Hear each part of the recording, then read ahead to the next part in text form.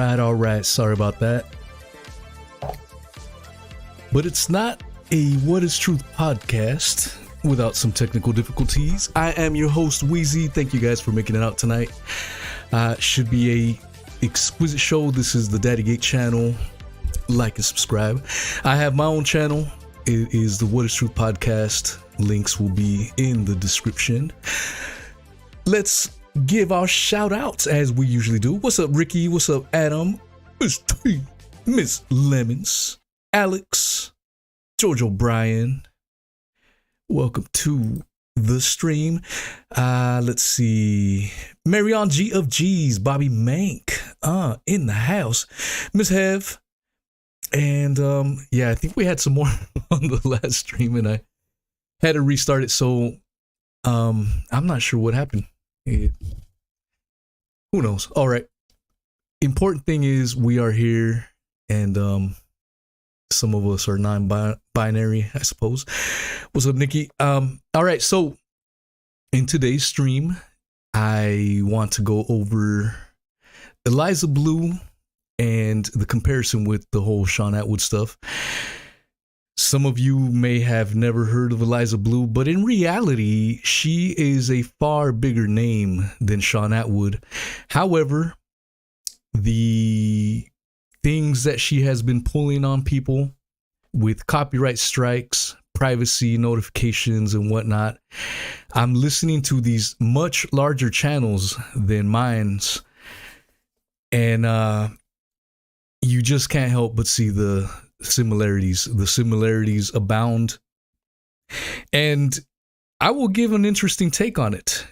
There's probably people that are going to watch this stream that don't know anything about Sean Atwood. For those people, I'll give you guys a refresher, but if you hashtag Daddygate search things, you will find videos by myself, by Chancer. Chancer Media is the other voice on this channel. And then other people have covered it as well, like the lovely Miss Hev, who's in the live chat. Mob Rats Exposed have helped carry the word. And there's been other backstabbing people that do not deserve any attention. But it was a big thing. Sean Atwood was hitting copyright strikes, privacy accounts. If you think that I'm exaggerating this, and if you are in the UK, you can verify this by going down our video feed and try to look at our videos, and you will see many videos missing. That's because they were hit by privacy accounts that Sean Atwood hit us with. And then just a brief summary, he hit us with copyright strikes. The last time we did a live stream, we did the Cali Diamond live stream, and he hit us with a copyright strike for the thumbnail. And in that Cali Diamond interview, Cali explicitly states that she gave me permission to use the thumbnail, and Sean Atwood hit us with a copyright strike. All these things were reversed by YouTube eventually, but it's the very fact of censorship that these clowns use. It's a tool to shut down legitimate criticisms and questions. If you got nothing to hide, you shouldn't be worried about anything that people say. But when people are dropping truth bombs and bringing them at your doorstep, that's what typically happens, and unfortunately, that's what happened to me. So, let's get into this Eliza Bleu character. She is the face on the thumbnail, and let's see here. What the hell's going on here? Okay. Good thing I had that on mute. Okay, so let me read a article. I'm going to stop short because the article gets a little racy in some parts. But this article is by TB Daily News. Shout out to the lovely Missy for sending me this article. TBDailyNews.com. The author is Aidan Kearney, I believe. All right. Alleged sex trafficking survivor Eliza Bleu appears to be lying about past and is manipulating Elon Musk to censor all critics. So before we go on, I'm not telling anyone to do this. This is what I have been doing on my very own.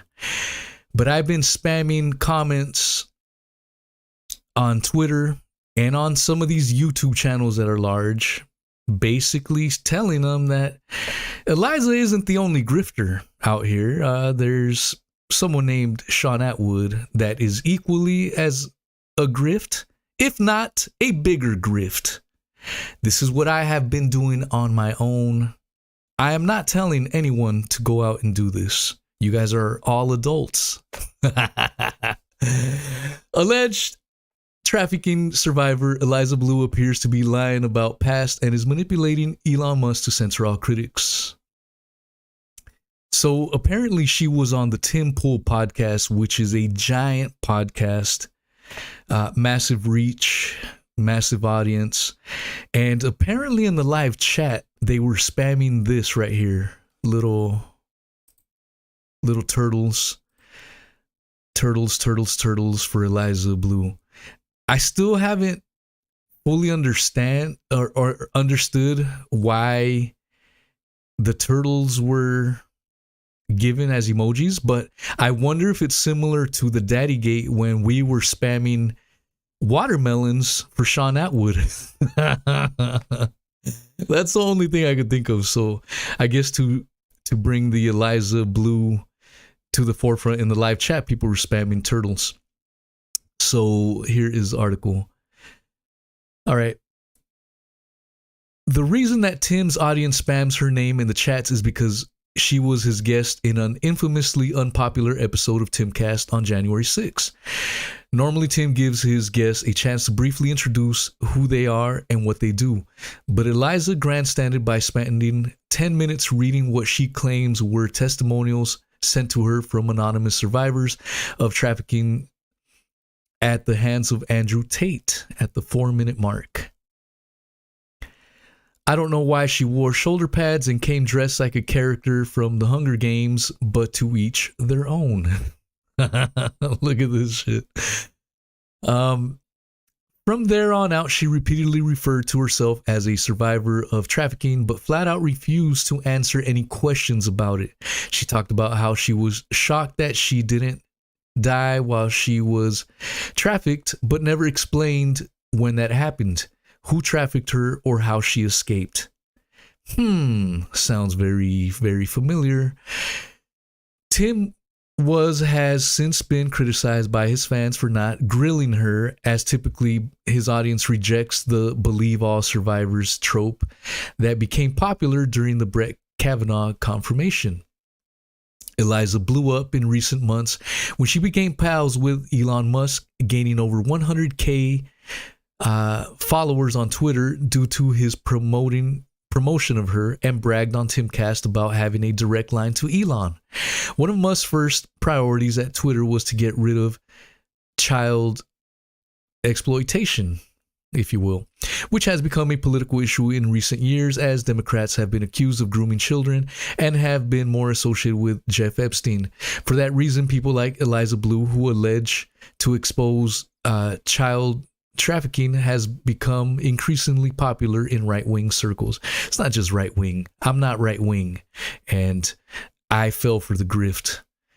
So it's kind of a silly thing to be writing. The problem is that right-wing media, much like left-wing media, looks for people who repeat stories that align with their confirmation bias. I will agree with that.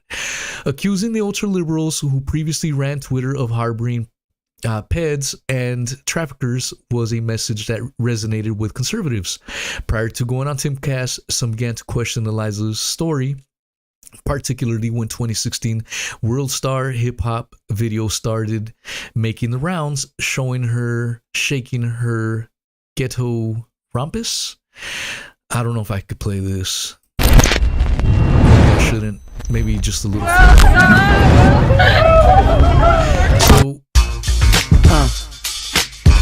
Okay, so there's Eliza. I'm not going to play it anymore. There's a lot of booty clapping.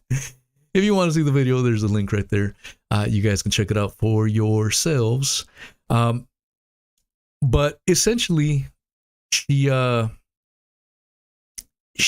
had been portraying herself as a advocate against trafficking, human trafficking, and there's nothing wrong with that.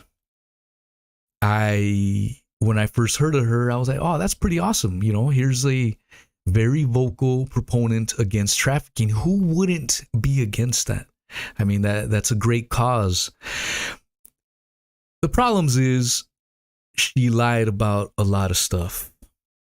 And unfortunately, when you lie in the way that she did, the capacity that she did, your message falls on deaf ears and you end up doing a disservice to these advocacies that you proclaim to be a part of. And this is why the Sean Atwood stuff resonates.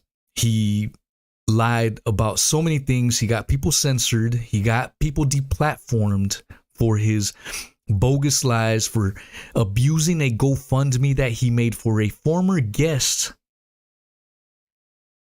And they racked up several £1,000s.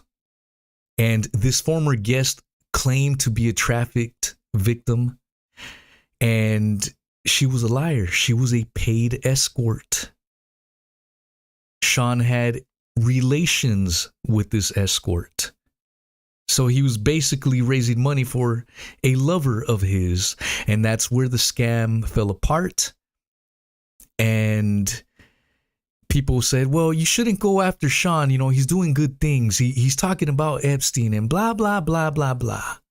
Again, when you get caught out lying and not apologizing for it, and you cover it up by banning people, by censoring people, the lie just gets bigger, bigger, and harder to contain.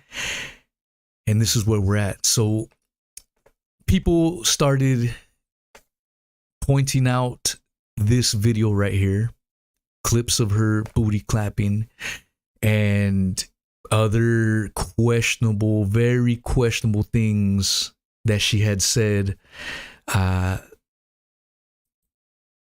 came to surface. So here we go. Let me play this for you. This is disturbing, but all these things started popping up on her past. Let's pretend like we all have our like utopia. So if I could answer this in utopia, right? In my like, perfect ANCAP utopia, each community and each, so it'd be each caregiver, parent, and community, including teachers, potential faith leaders, and neighbors will decide if the child is ready to consent and look at the child's behavior. Do they have a job? How is their education going? Are they cognitively available to have sex with this individual? And then also look at the history of the individual as well. So does this individual have a history of abuse? Yep. And then you go from there. Yep. Let's pretend like. So very questionable stuff by Eliza Bleu. I want to show you guys. Look. Oh man, I'm blocked. This is the guy that is this is the guy that's anti-censorship for free speech. Oh my god, I'm blocked. Anyways, back to the subject at hand. She started really blowing up. So people were bringing up these things, and she was giving podcasts, and people were being keen to the fact that she had a lot of discrepancies to her stories, and people began to question her. I remember when I was still following her on Twitter, I saw people attacking her, but I had no idea. This is just like the Daddygate, early days of Daddygate, where I was a fan of Sean, and it was because people kept spamming comments, kept spamming these things. You guys got to search this. You guys got to search that. And so this is what started happening to Eliza. People were spamming stuff, and then I started clicking on these links. I'm like, oh, damn. at first I thought she was being attacked unfairly, and I was like, man, how the audacity of people attacking a trafficking victim, that's so wrong. And then you start going down that rabbit hole and like, oh damn, okay, this is why they were attacking her, is because she was a lying grifter. And just a couple of days ago, this very mainstream publication, the Daily Beast, made a article on it. The article is by several people. It looks like Will Summer, Kate Burquette, Kelly, Will, Noah Kirsch.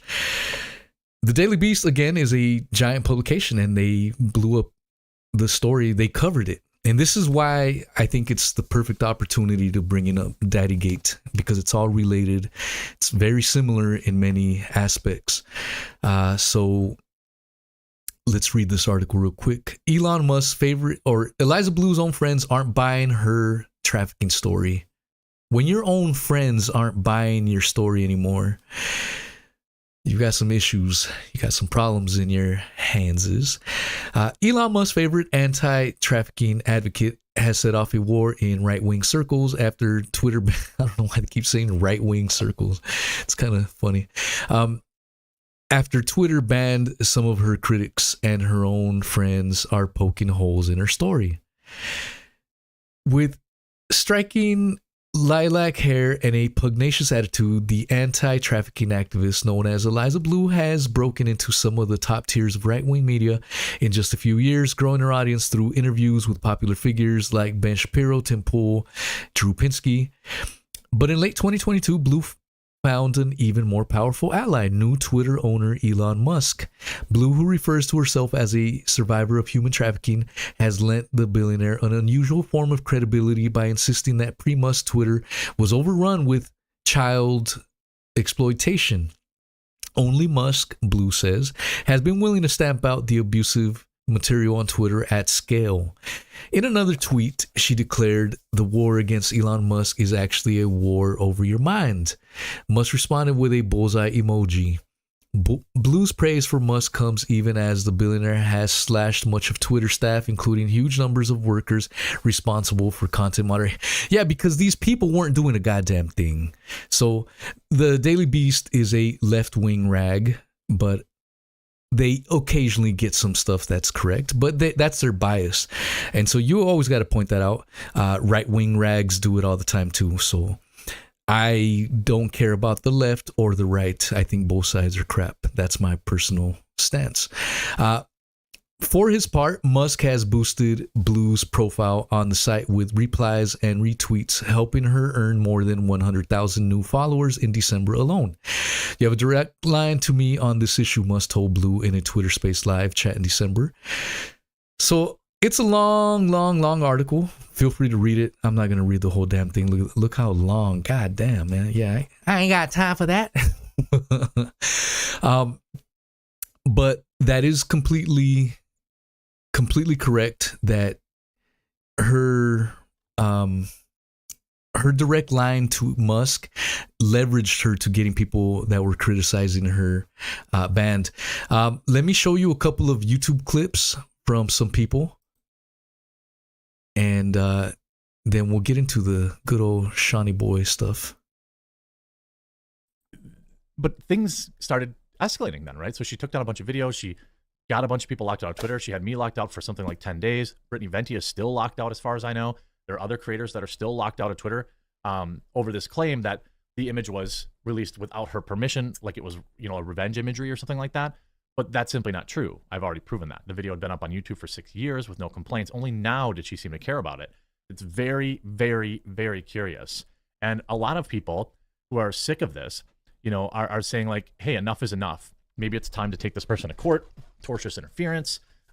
This kind of behavior to me strikes, it smacks of somebody who's never really faced any real world consequences. And sometimes those people need to learn some real world consequences. So that video is from The Quartering. He's got 1.5 million subscribers, and he's been getting the Sean Atwood treatment by by Eliza Bleu. Let me play you one last clip. This is another YouTuber. Her name is That Star Wars Girl. She's got nearly 250,000 subscribers. And listen to her. Right now, my channel is under attack by a lying grifter who is taking advantage of real victims of human trafficking. Yes, if you guys know who I'm talking about, then you know. If you guys do not, the woman I am talking about is a woman named Eliza Bleu, or Eliza Knows, or Eliza Cuts, or Eliza Mortland. I don't even know, because she's had so many, identities online. This is a woman with a very, very colorful past. But guess what?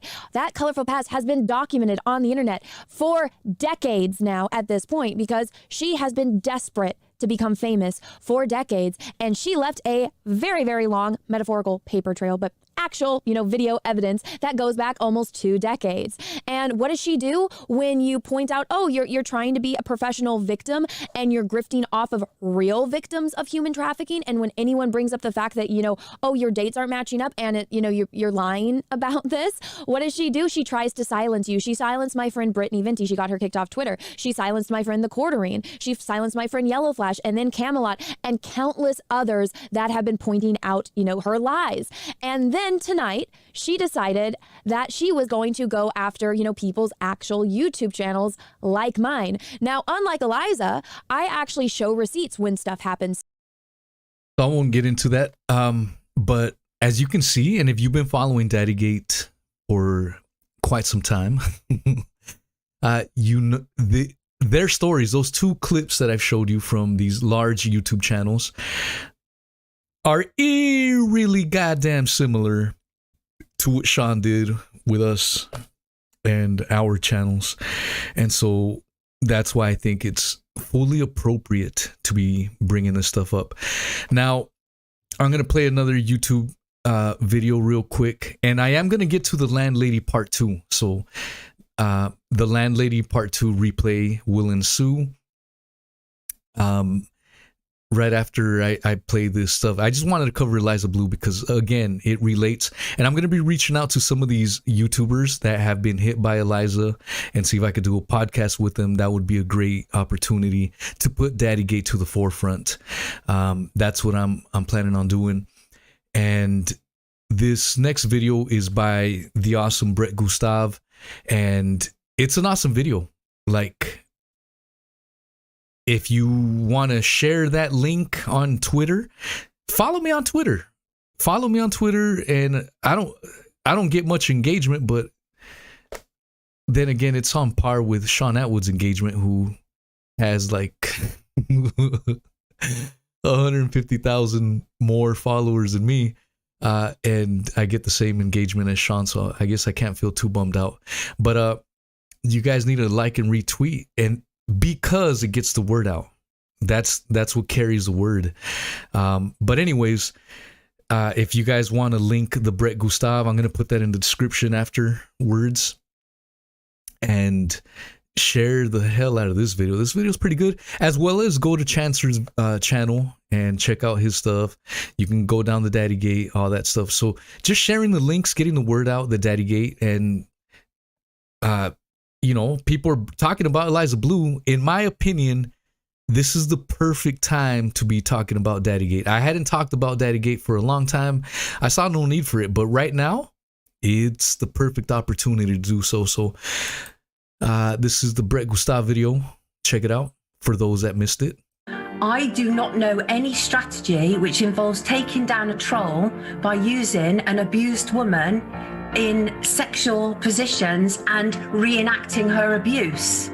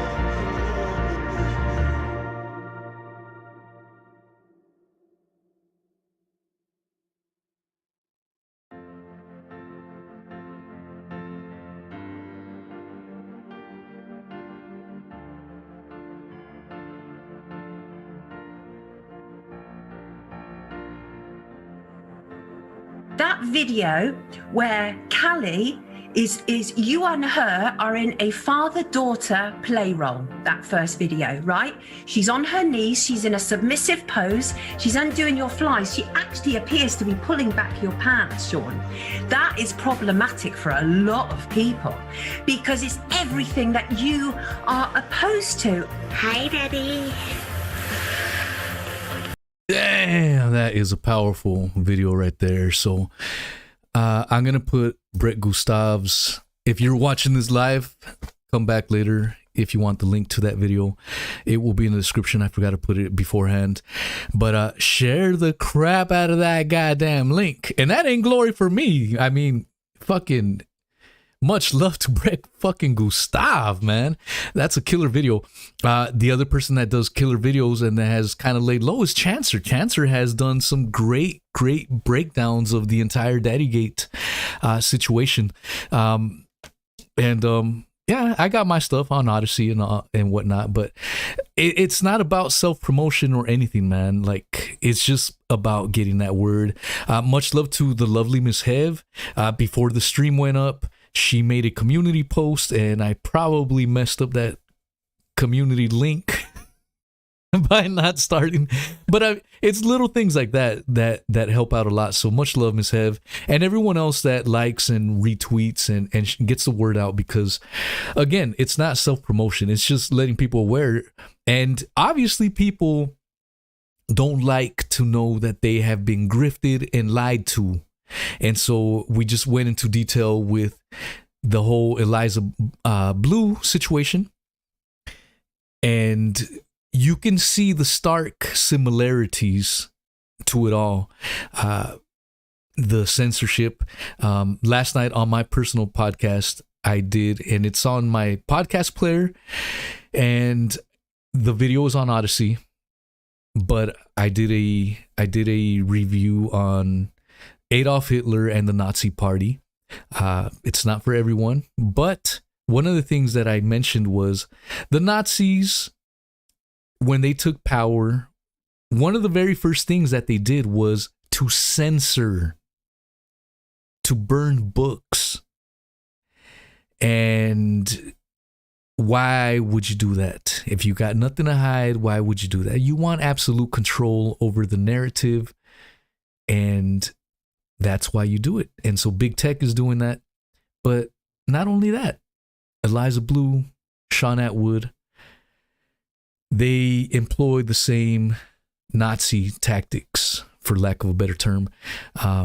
You got nothing to hide. You ain't got nothing to worry about. Let it be. Let it ride. So let us, I think, let's see, we've been on for 30 minutes. Thank you guys for bearing with me. I will take a call or two. I'm going to put the Skype link in the chat as the video plays. So if someone wants to call in, mods, if any of you want to call in, hit me up on Messenger, let me know. And we will take some calls after the show, give some thoughts on this whole Eliza Bleu, Sean Atwood. And if this is your first time tuning in and you want to call in, just hit that goddamn Skype link. I will pin it to the top of the chat for anyone interested in calling in. All right, y'all. This is the LandLady Part 2. Again, after LandLady Part 2, do not leave if you don't want to. The show will continue. And let me preface LandLady. So the other week a few weeks back, we did LandLady Part 1. Go down the video list on the live videos section. You'll find LandLady Part 1. Last time we were on, we did Callie interview. These are videos that were no longer on YouTube that I'm bringing back. This is why we're replaying them. LandLady Part 2 was very telling because Sean Atwood had denied that the GoFundMe monies were a scam. And we were able to track down his ex-lover's landlord. Well, she was the wife of the landlord. And CCTV footage was provided anonymously.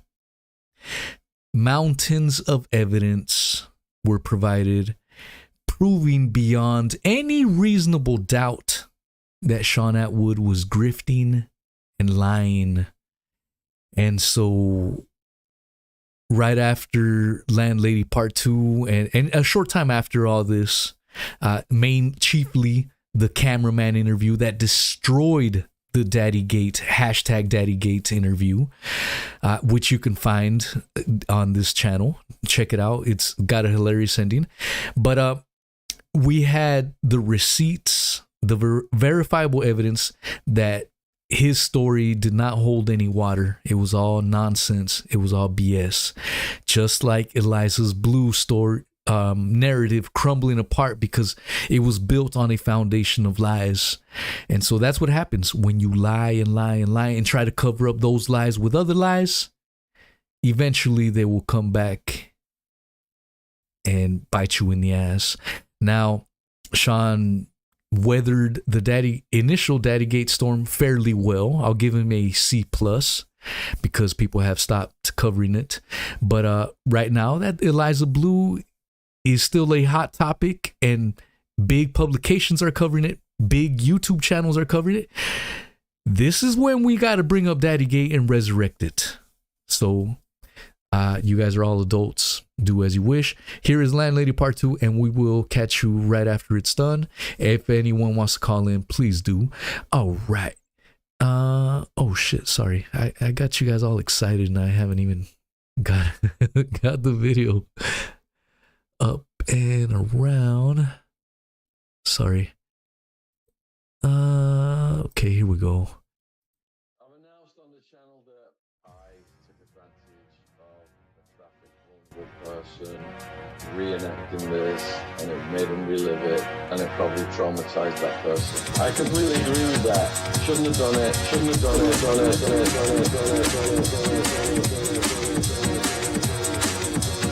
I took advantage.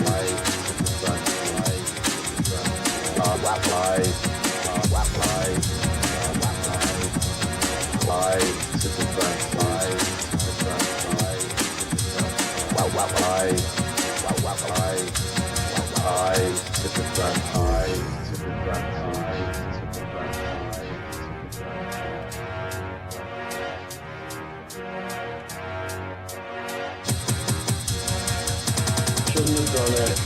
Shouldn't have done it.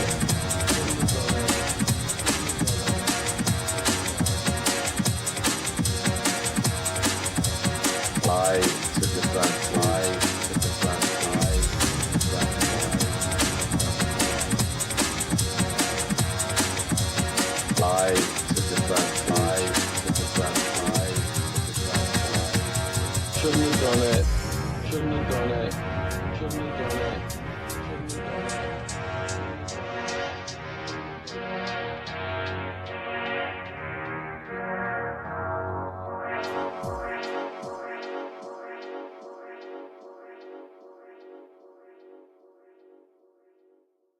Hi, Hello, Miss Chrissy. How are you? I'm very well, thank you. How are you? Oh, I've been awesome ever since you told me that you were gonna come and return.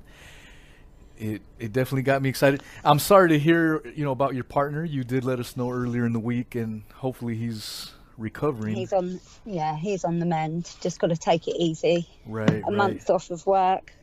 Oh no. Yeah, that's what you get for being an adrenaline junkie. Chugging Yeah. himself off of trails on a mountain bike.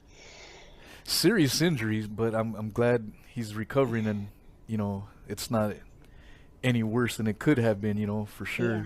given the circumstance. So, Miss Chrissy, how have you been the last couple of weeks? It's been, 3 weeks since we last spoke?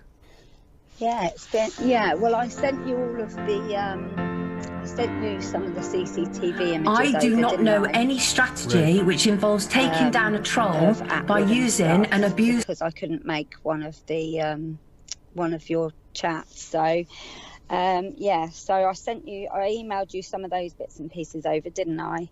Yeah, and I still we have had them, and I can play them. Yeah. Uh-oh. You know what? I'm sorry. Let me... Uh-oh.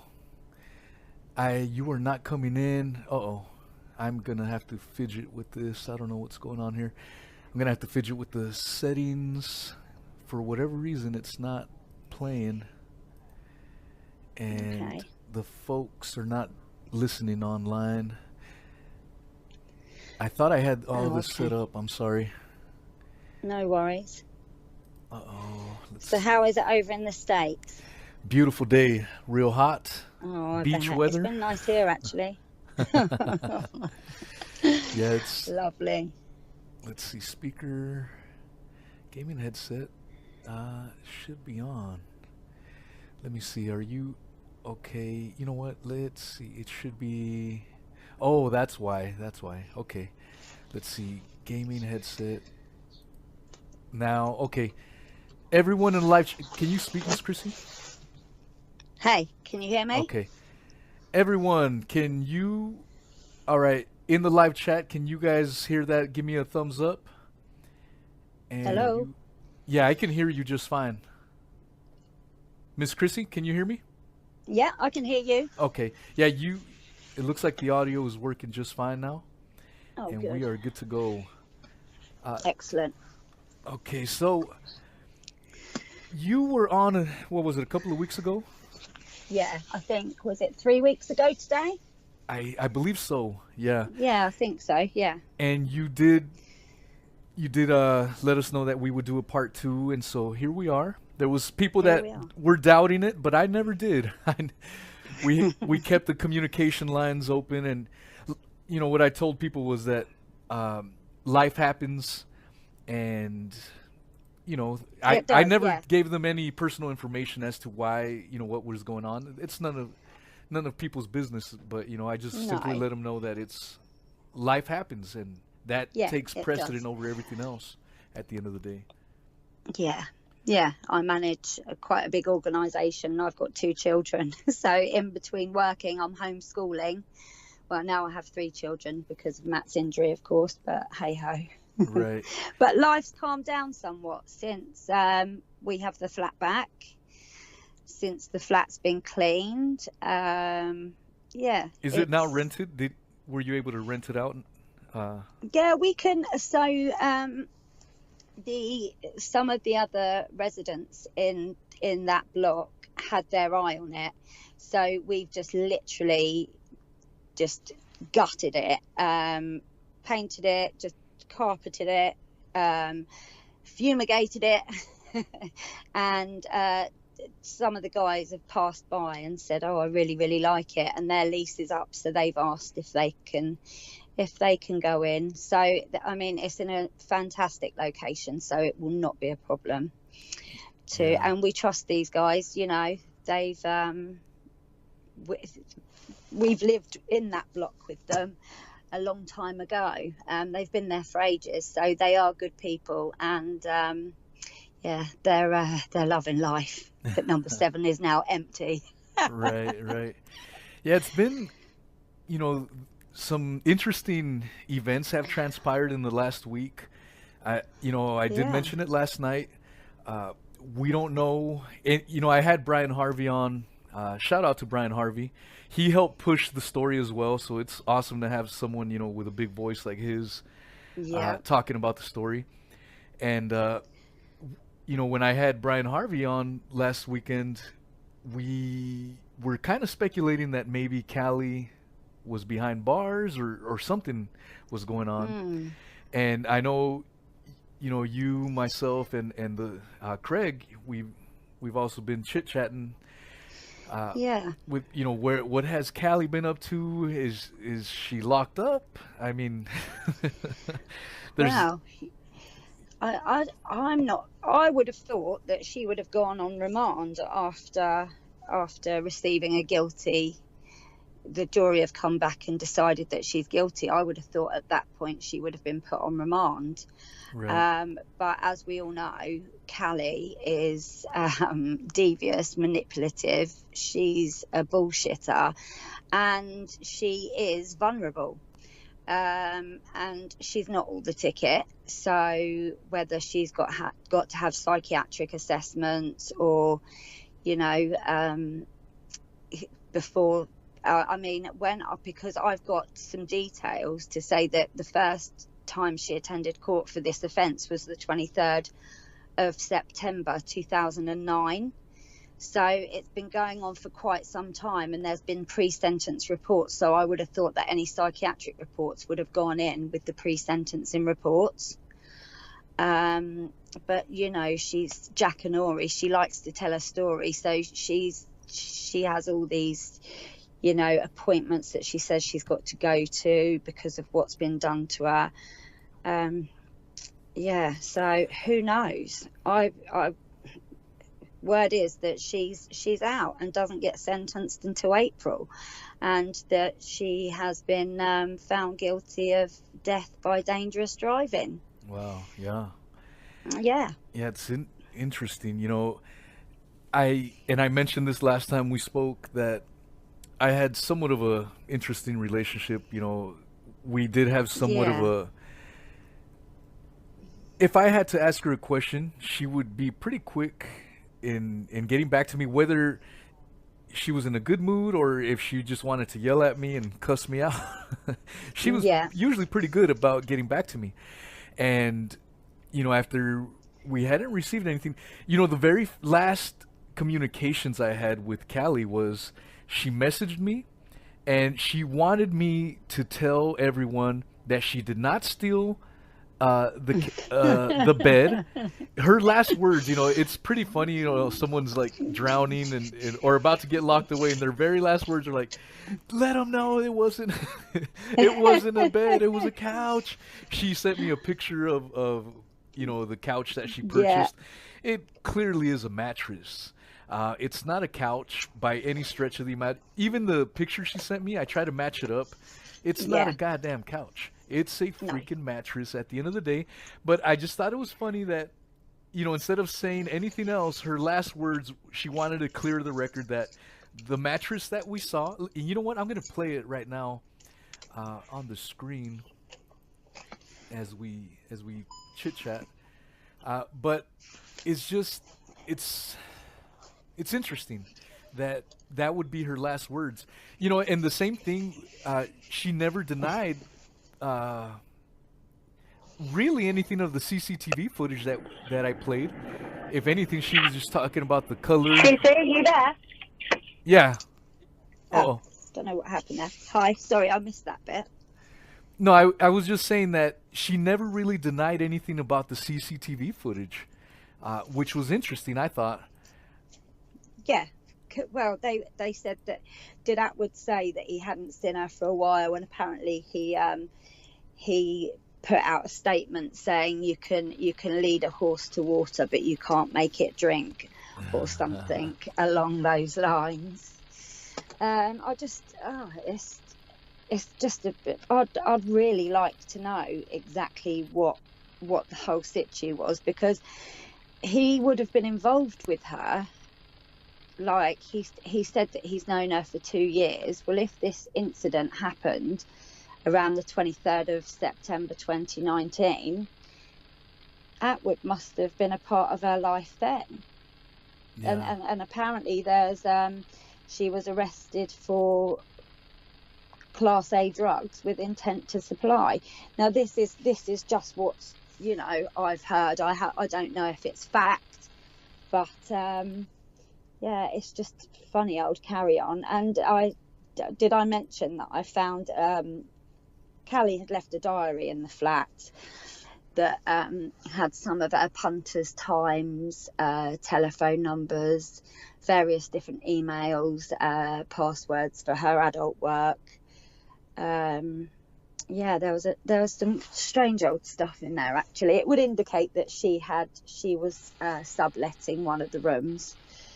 And it would indicate that wasn't the only property as well. Right. Yeah, you did. I don't know if you mentioned it last time around, but you did let us know, you know, you had found notebooks with all this information, and it's your opinion that she was working out of the flat, in other words. Oh, yeah. So she's got an email with her adult work. So she's got an adult work email. So that must have been what she was putting out to the punters to contact her. But I don't know why she hasn't been in contact with you, because usually she's always trying to contact you, isn't she? Yeah, you know, and there was times where I felt she was giving me a little bit of truth. Maybe her fun times with Sean had finished and maybe she was ready to speak up. But then there was other times where it was deliberate misinformation to send us a different path. You know, I don't know if you've caught up with anything that I've been covering the last couple of weeks, but we just uncovered a person that was acting like she was close to us and helping us out.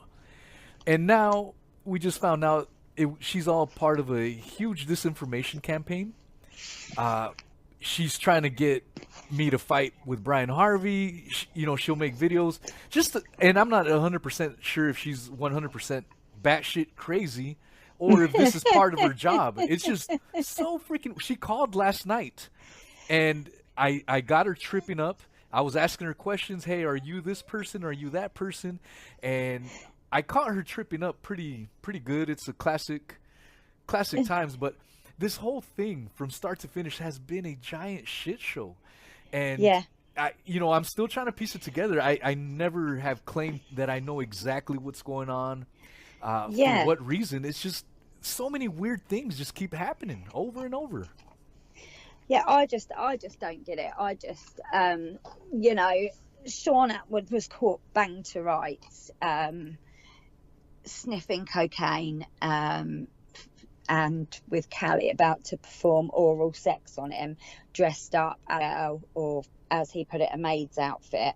She was wearing, she was calling him daddy. It's plain to see. So, I'm just intrigued. I'd like to know the whole setup, because I can only think that he's just used her to his advantage. Like, she's going to make him that money back from the GoFundMe because he's put her in there so she can sell herself. She obviously knows what she's doing. And her coming from the West Country, how is she going to have the contacts to buy cocaine locally? And who is putting her in touch with these contacts when, like I said, the first time that we met her, she looked like she had been up for days. Obviously taking cocaine, she looked wired, and like I said before, I walked away thinking there's no way she's starting a job this Monday. Like the flat was in, she had boxes everywhere. It was just so too unmanageable to be able to get ready and get your head into a new job. So yeah, they had an intention, a dodgy intention from the beginning. Well, let's recap that you were under the impression that Callie was going to be hired, right? So he's got a publishing company, and it was all done so quickly or overnight, and we got a reference from Right Publishing Company to say she'd be on 30k a year. She starts work on Monday. She had a passport. I don't know if I told you before. She had a passport, which we have a picture of. We took a picture of the passport. So she had a passport. She had a bank account on the same day that she signed the contracts, on that Saturday. So there was no need for Sean to be the beneficiary of the GoFundMe when she had her own bank account, and she had a passport. So from somebody that was supposed to be trafficked, she's got everything she needs to escape out of the country. Why come to Guildford and start your adult work and put yourself about and start advertising? It's only a matter of time. It's just a big load of bollocks. And it seems like from the get-go, the only thing that I can make out is that in the beginning something must have happened, and they've told a lie, and now it's just spiraled out of control, and now it's just like this big massive fucking snowball about to come down and collapse into pieces, because it's just bullshit after bullshit. That's what I've heard coming out of Atwood's mouth, and that's been coming out of Callie's mouth the whole time. She 100%. Can't be trusted, she can't be believed, she's full of shit. She's not a victim, she's a predator, she preys, she's a scammer. So 100%. I mean, this person that I briefly mentioned that, you know, got close to us and we trusted this person, and now we find out this person is either crazy or working directly for Atwood. It's hard to tell. But the reason I caught her tripping last night was because, like you just mentioned, there are so many fucking lies going on that they can't keep up with them. And so they don't even realize that they just get busted lying. You know, the example, this person last night, she was trying to act, she plays different voices. It's so weird. But she says she tried to come on saying COVID. And then 2 minutes later, she says COVID. I'm like, wait a minute. You just said COVID. What is it? You know, and she started stuttering. She didn't know. And that's the whole thing. These people lie, and it's just a giant ball of shit lies. And it's unraveling little by little. And so this is one of the reasons why, I can't thank you enough for doing part 2. We're trying to keep the spotlight on this. And then I have my buddy Brian Harvey covering it as well. He put it on his channel. And that's all we can do, unfortunately. But I get sick of these people. You see them on TV with their smiles, like everything is okay, and we're out here doing good. But when you look deeper, it's just nothing but bullshit and lies all over.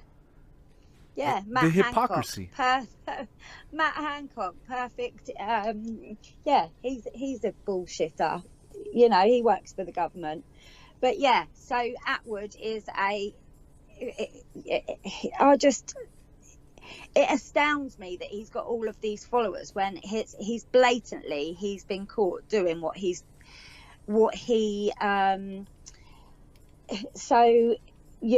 against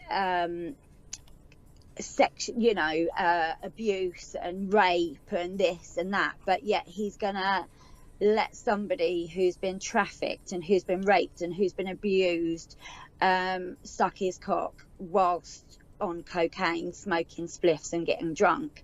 So it's just like, no, you're a twisted bastard, and you're pointing the finger at everybody else so they don't come looking at you, because it's easier to keep the attention on other people, rather, so I'd just like to know. I'm intrigued.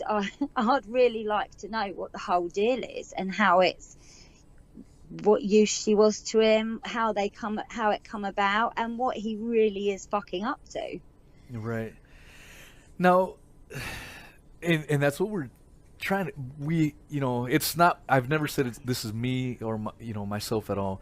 A big thank you, to Craig. He's the one that got us in touch, and then, the mods and Chancer. It's been a huge team effort, and we are still putting pieces together. It's just a giant jigsaw puzzle. And just when you think you have solved one mystery, it sometimes leads you to a dead end, and it's starting from scratch, and then something else pops up and it sends you into a different direction. It's been a giant headache, and I can't, to be quite honest, I just can't wait to move past this freaking nonsense.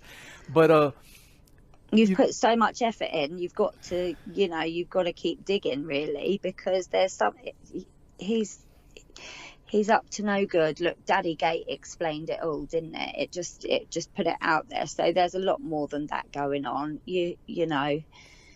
Right, 100%. Now, I wanted to recap a little bit of our last thing, and also go over any new information or developments. But when we spoke, you did mention that Callie did show some form of ID, right, when she came in with Sean? Yeah. We've Okay. got a passport. We've got a picture of a passport. That is We took a important because picture of her passport. So we've got transactions. She done a bank transaction, a back payment, because Matt didn't want it in money. He didn't want it all in cash, and she done a back transfer, and we gave that back to her just to get rid of her. And she must have known that something was going to happen to fuck off so quickly without a fuck, because it all makes sense now. She just wanted the money, whereas before she was piping up about solicitors knowing her rights, you know, and all of this bullshit. And then it just come to the crunch and she just wanted money to go. So she must have known that she was looking at a prison sentence and she couldn't long it out for much longer, because she was like, right, I'll sit here until July then. Well, no, you fucking won't. But yeah, this court thing was hanging over her, so she thought, I better get something out of it. So we transferred $12.50 back to her. Right. Well, actually, we didn't. We done it in 2 payments because she was dicking us about over Christmas. We were thinking, yeah, around the 22nd of December, this is it. But no, you know what she's like. You've had enough involvement with her to know that she's just a messer. And and she just likes to play games. So yeah, we paid her in 2 installments. Right. But yeah, we've got a picture of her mugshot on her passport, because we took ID, didn't we? We wanted to. I just wish that it hadn't been. It was pushed quite a lot their side. It had to be done. Do you know what I mean? And Atwood's like, this is the best flat we've seen. We're going on to look at another one, but you know, we really like this one, and you know, he's got the gift of the gab. So Matt let her move in, and then as soon as we signed the contracts, I come away just thinking, no, she's no good.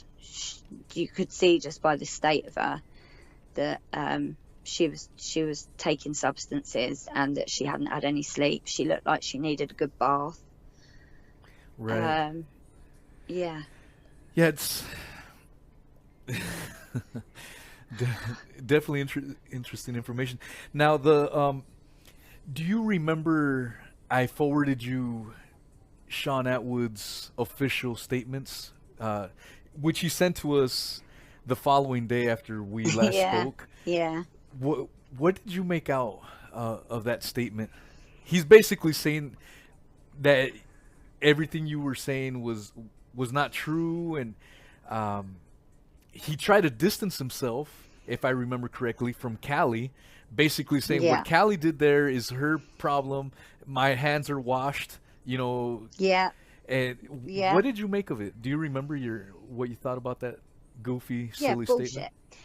Yeah, I just thought bullshit. I just thought you are, you know, you were the one that was putting words into it. She hasn't got the intelligence to be coming back with some of the comebacks and texts that we received. So obviously that was all Atwood, because she hasn't got the intelligence. Like, I found her diary. She probably is dyslexic, and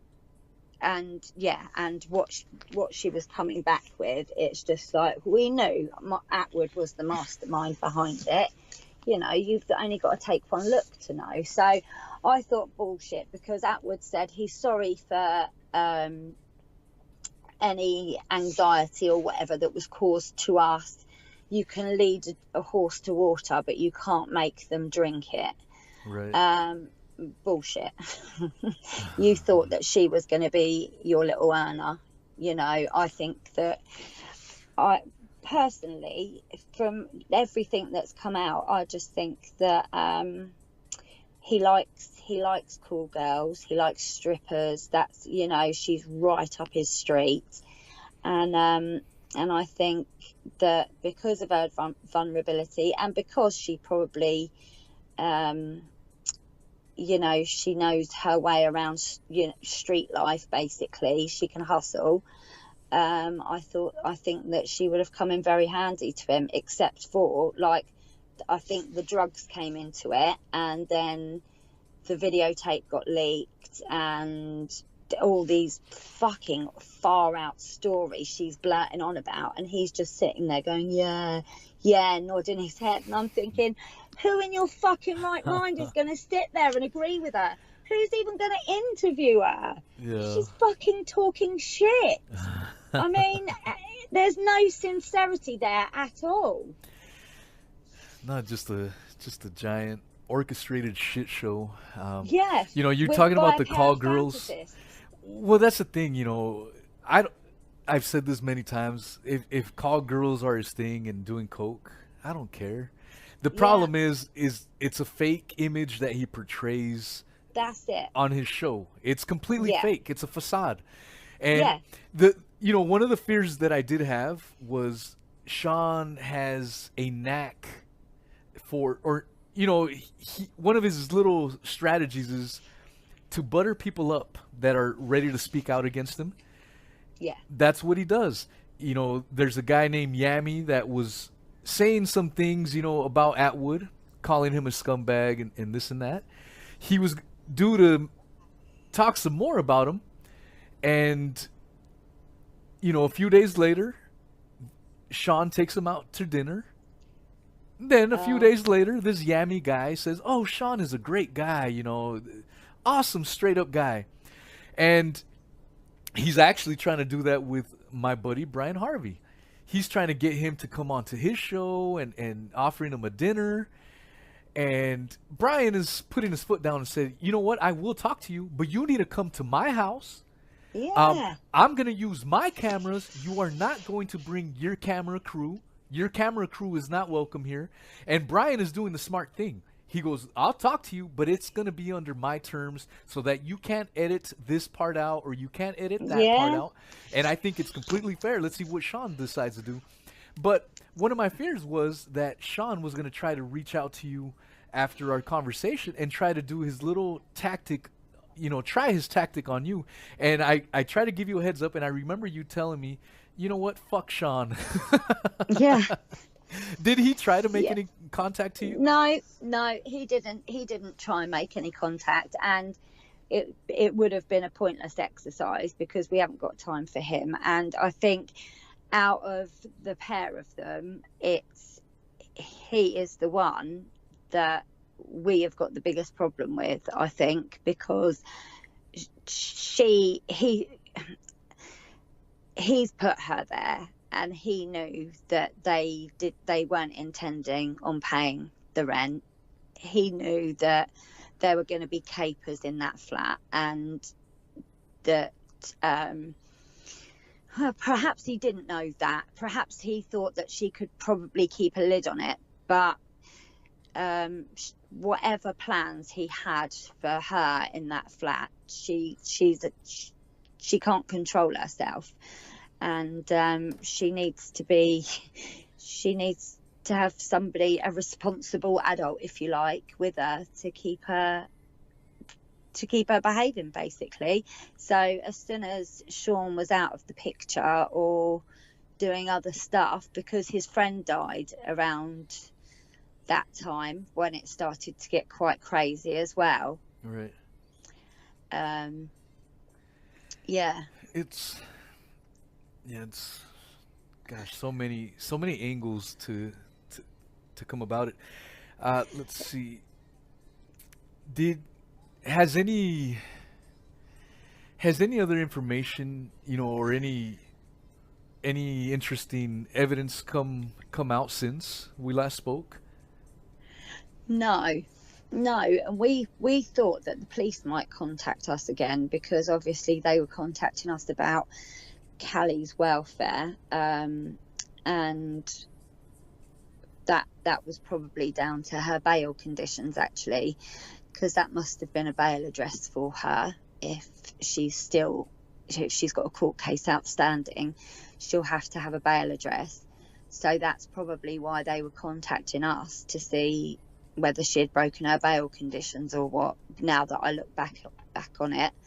But no, I haven't heard anything. I thought that she was going, because I don't recall where I heard it, but I thought that she had a court case hanging over her for possession of Class A cocaine with intent to supply. Yeah. So, but I didn't know any of this. Well, about the death by dangerous driving. right. Yeah, it's gigantic. And what I'm doing is I received some CCTV footage from an unnamed source. We'll just Yeah. Yeah.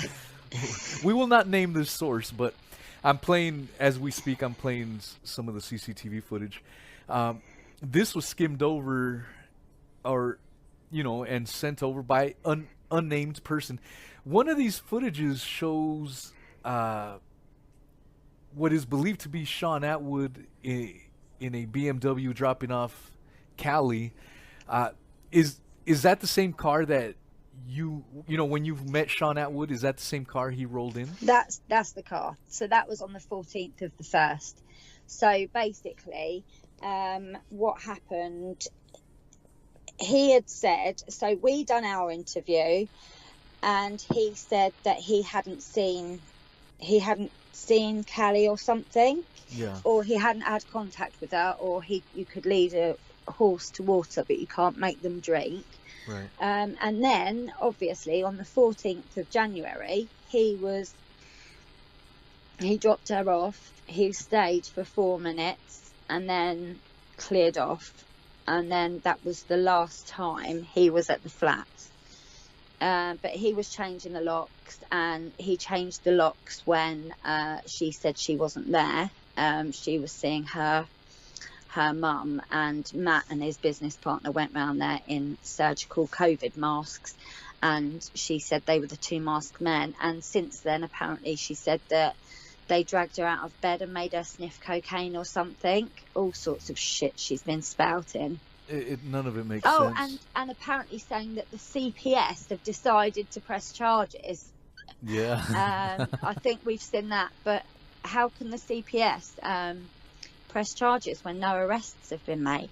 Nobody's spoken to us about entering the flat with COVID masks. So obviously she didn't report that to the police, because the police were knocking on the door because of all the antisocial behaviour. Right. So she was hiding in there because there were 22 antisocial behaviour reports to the police. Mm.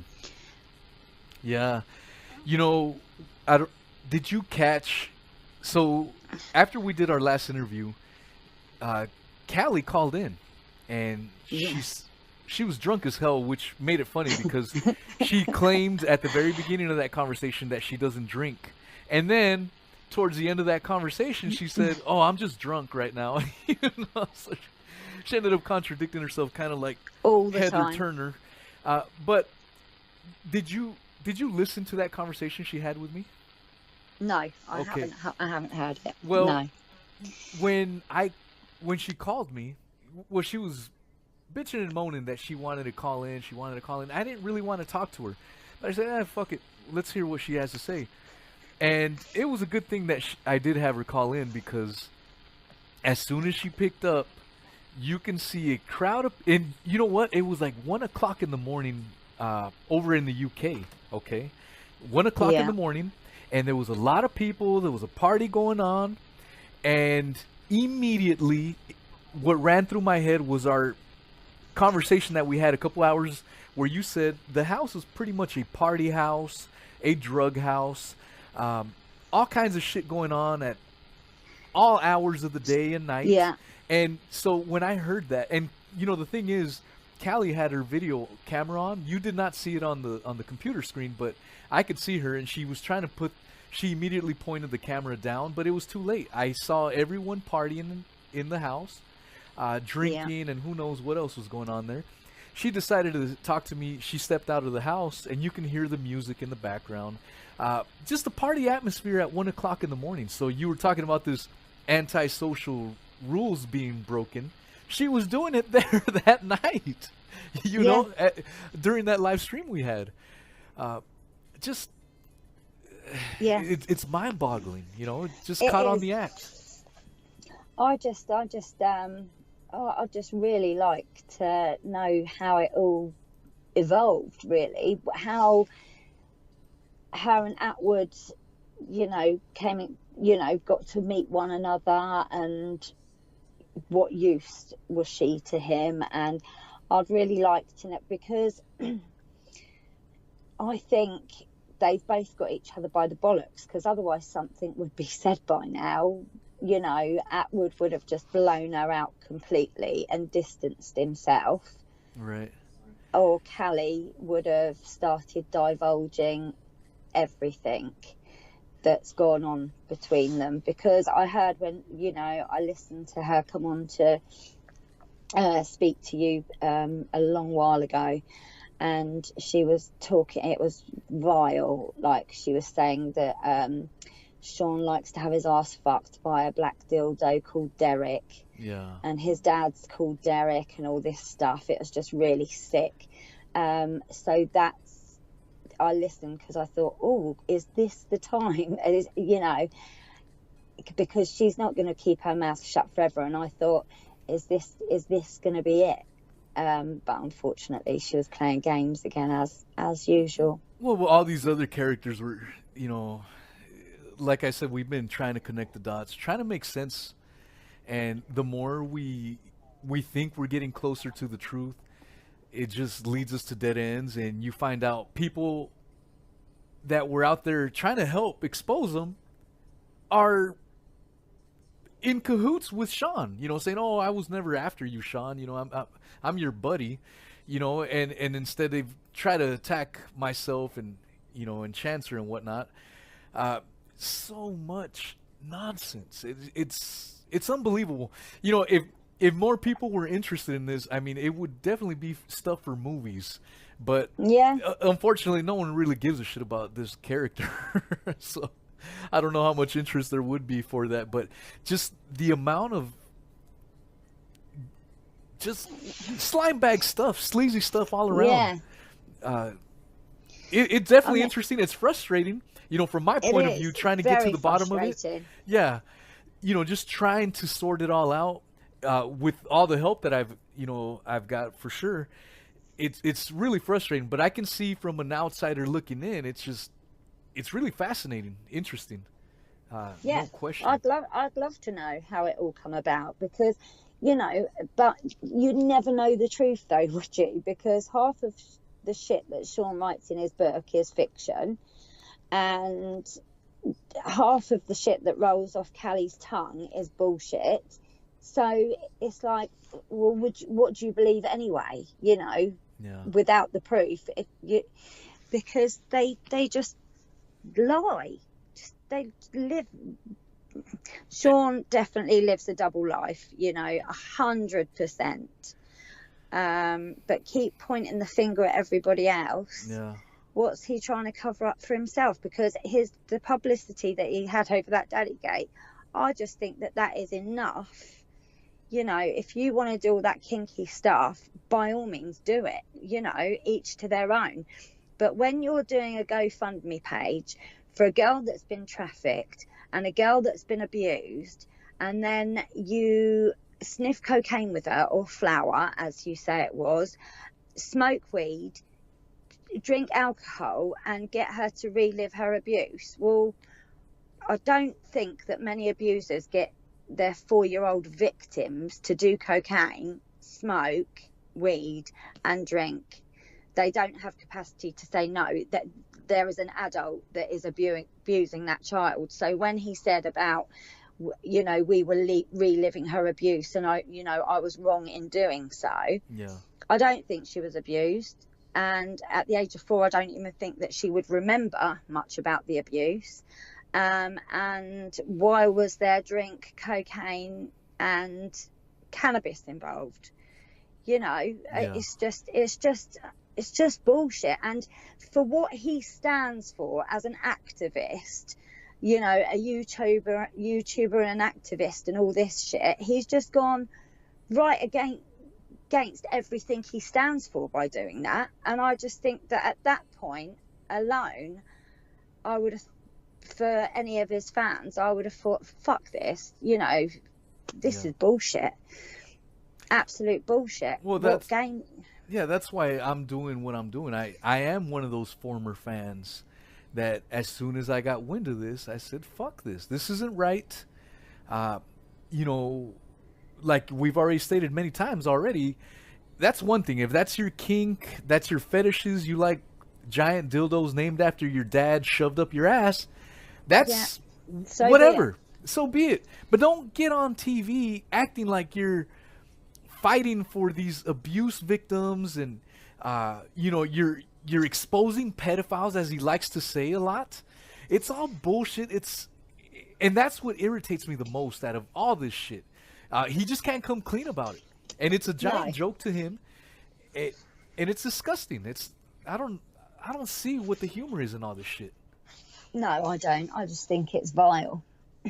I think she's vile, and I just think that it's disgusting that she keeps banging on about being abused, and that she's a sex worker and wants to coach young women. It's just like, no, you're toxic, and I wouldn't want you anywhere near any young women I know. How do you feel about Sean going to schools and lectures, knowing what you know now?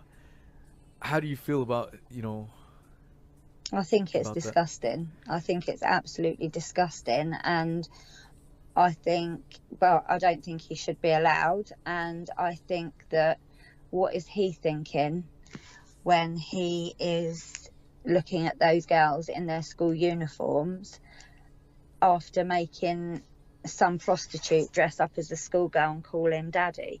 Right. I wouldn't trust him with a fucking barge pole, and I just think it's wrong on every level. That's exactly. So I did a podcast last week with Maria Clark. I think she's in the live chat, but she's a professional pedophile hunter. And I asked her that last night. I spoke with her last night again, and I asked her, how do you feel about this guy that's out there exposing nonsense and whatnot, doing good work, and yet he makes a prank dressing this allegedly trafficked woman as a little girl, calling him daddy? How do you feel about it? And she said the same thing. It's bullshit. You can't. It's hypocritical on every single level. Yeah. Yeah.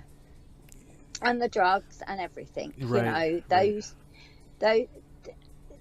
The ages of the children he's going into, they are growing into young men and young women. They're adolescents, very impressionable, at such a crossroads in their life, going one way or the other sort of thing. I know it was for me when I was a kid.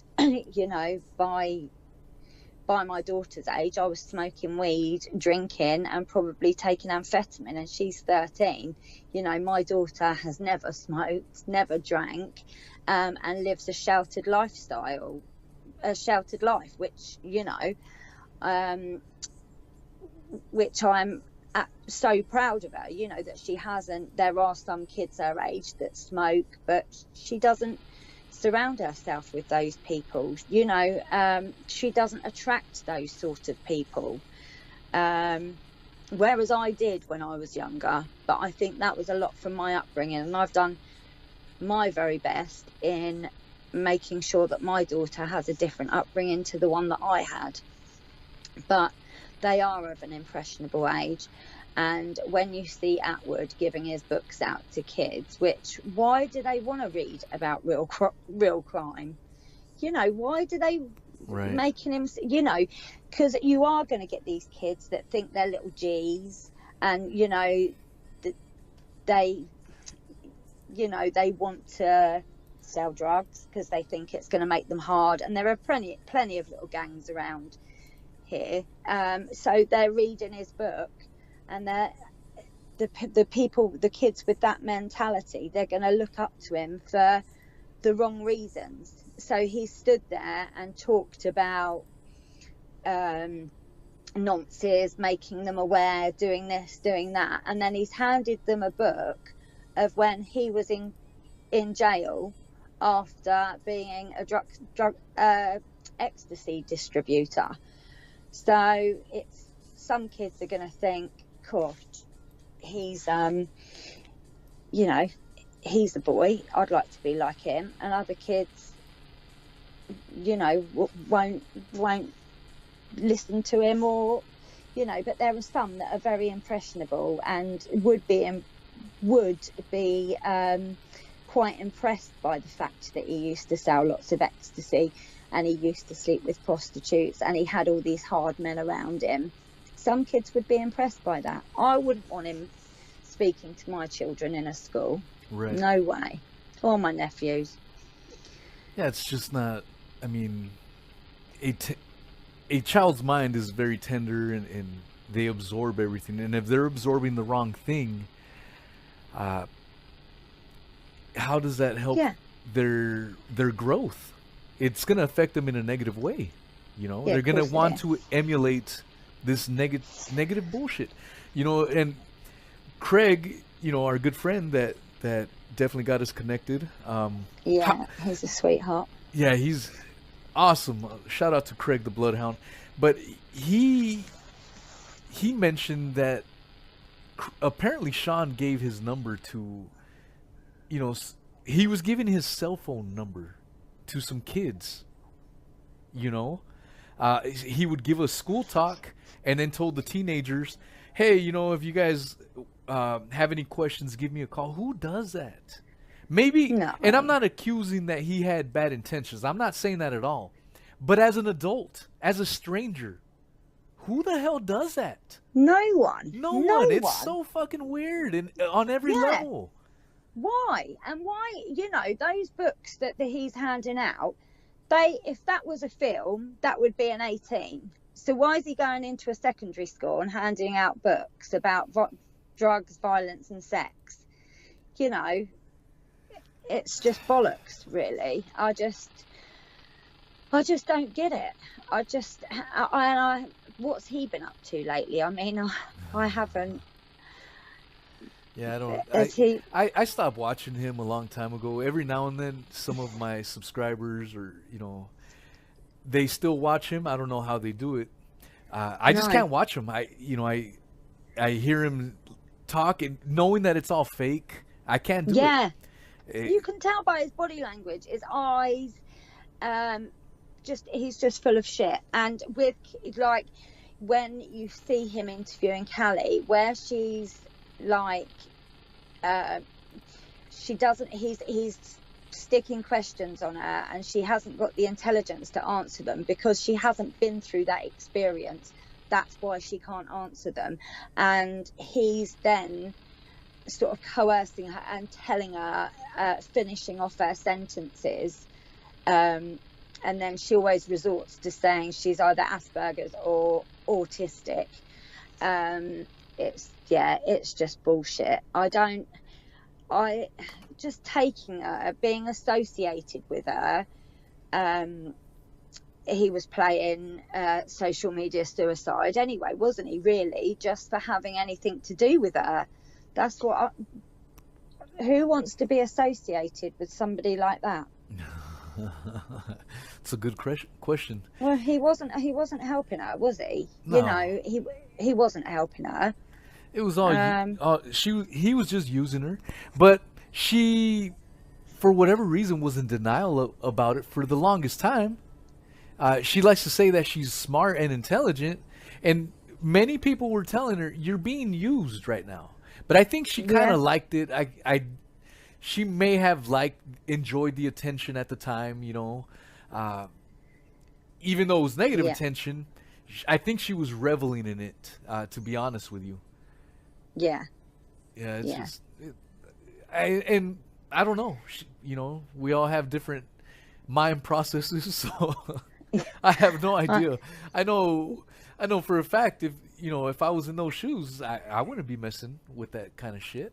No way. No way. And Sean is what, in his 50s? But he's acting 53, like isn't he? he's acting like he's in his late teens, early 20s, living the high life, living la vida loca. Do you think he's having a midlife crisis? I don't know.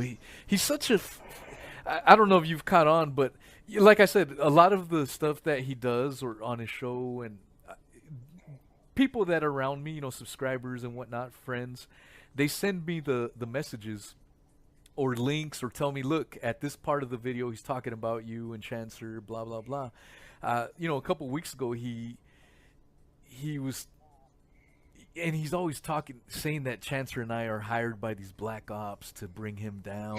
That's his best excuse for all this shit. It's pathetic, but apparently that's what he's sticking by. But the other thing is he started his show, it's like he's enjoying it, It's almost like if I was in his shoe and he had someone like myself or Chancer after his ass, every move and everything, I would probably be shitting my pants. But it almost seems like he enjoys it. A couple weeks ago, someone sent me a link where he opened the show saying, "Hey, motherfuckers, welcome to the motherfucking, Sean Atwood stream." He never says that. He obviously was trying to make fun of me, by doing it. And he does that so often. And that's what I'm saying. I don't think he fully gives a shit, to be honest. I think it's a big joke to him. And what kind of mind processes are flowing or what's going on in that noggin of his, I have no idea. Well, is it, is it that he's had a relapse and he's fucked and he's just thinks fuck it? Or or is it like he's a child that even negative attention is attention? So Right. As long as he's getting the attention, Well, I then think he doesn't give a fuck. it could be a combination of the two, of the last things you said. I do think it's very likely that he's using again. That's the other thing about him. He likes to portray himself as an ex-drug user. He's a reformed criminal, blah, blah, blah. But some of the interactions he's had with myself and Chancer during live streams, he hasn't appeared on my live streams in ages. He may be listening right now. So fuck you, Sean. But he used to pop in on the live streams and just say some of the most ridiculous things. He said that Chancer is just jealous of him because he just winks at the thought of Callie and Sean on his couch. Stuff that is completely... God. This is why I think he was still using cocaine. Yeah. He was saying shit that is completely out of character. And so either that's just him in real life, or he was using and he didn't give a shit and his filter was off. And so... Oh, man. Who's going to get the horn over watching those two? Do you know what I mean? Yeah. It's like, fuck's sake. Well, of course, we were all over that. We screenshotted it, and Chancer made a Jesus. video regarding it. And he tried to go back and delete those comments he left. Too late. It was already too late. We screenshotted the shit out of that. But he even accused... One of the most weird things that kind of got Brian Harvey pissed off was... He came into our channels and leaving comments saying that Brian Harvey was impersonating him with Callie. He was trying to deny the whole daddy video and had the audacity to say that Brian Harvey was impersonating him. What a fucking joker. And this is what I mean. And I'm sure when he wrote that, he was probably high on flour, self-raising flour, as he likes to say. Yeah. He's what does he actually think of himself? He's a fucking idiot. Like, why he puts himself up there on a pedestal? It frustrates me because he's an old man Like, grow old gracefully, keep your fucking nut down, stop being a pervert, and fucking go into retirement or do something useful. Right, 100%. And I know we're coming up on an hour. I think we said 30 minutes, so I'm sorry about that. I should have been keeping That's all right. an eye on the clock. To wrap things up, I mean, Yeah. is there anything that you would like to, say? Because we know Sean is listening. He obviously listened in and gave us an official statement. So what would you like to tell Sean? Well, nothing really. He knew what he was doing when he put her in the flat, 100%. And I don't buy the bullshit that he was helping her at all. I don't really have fuck all to say to him.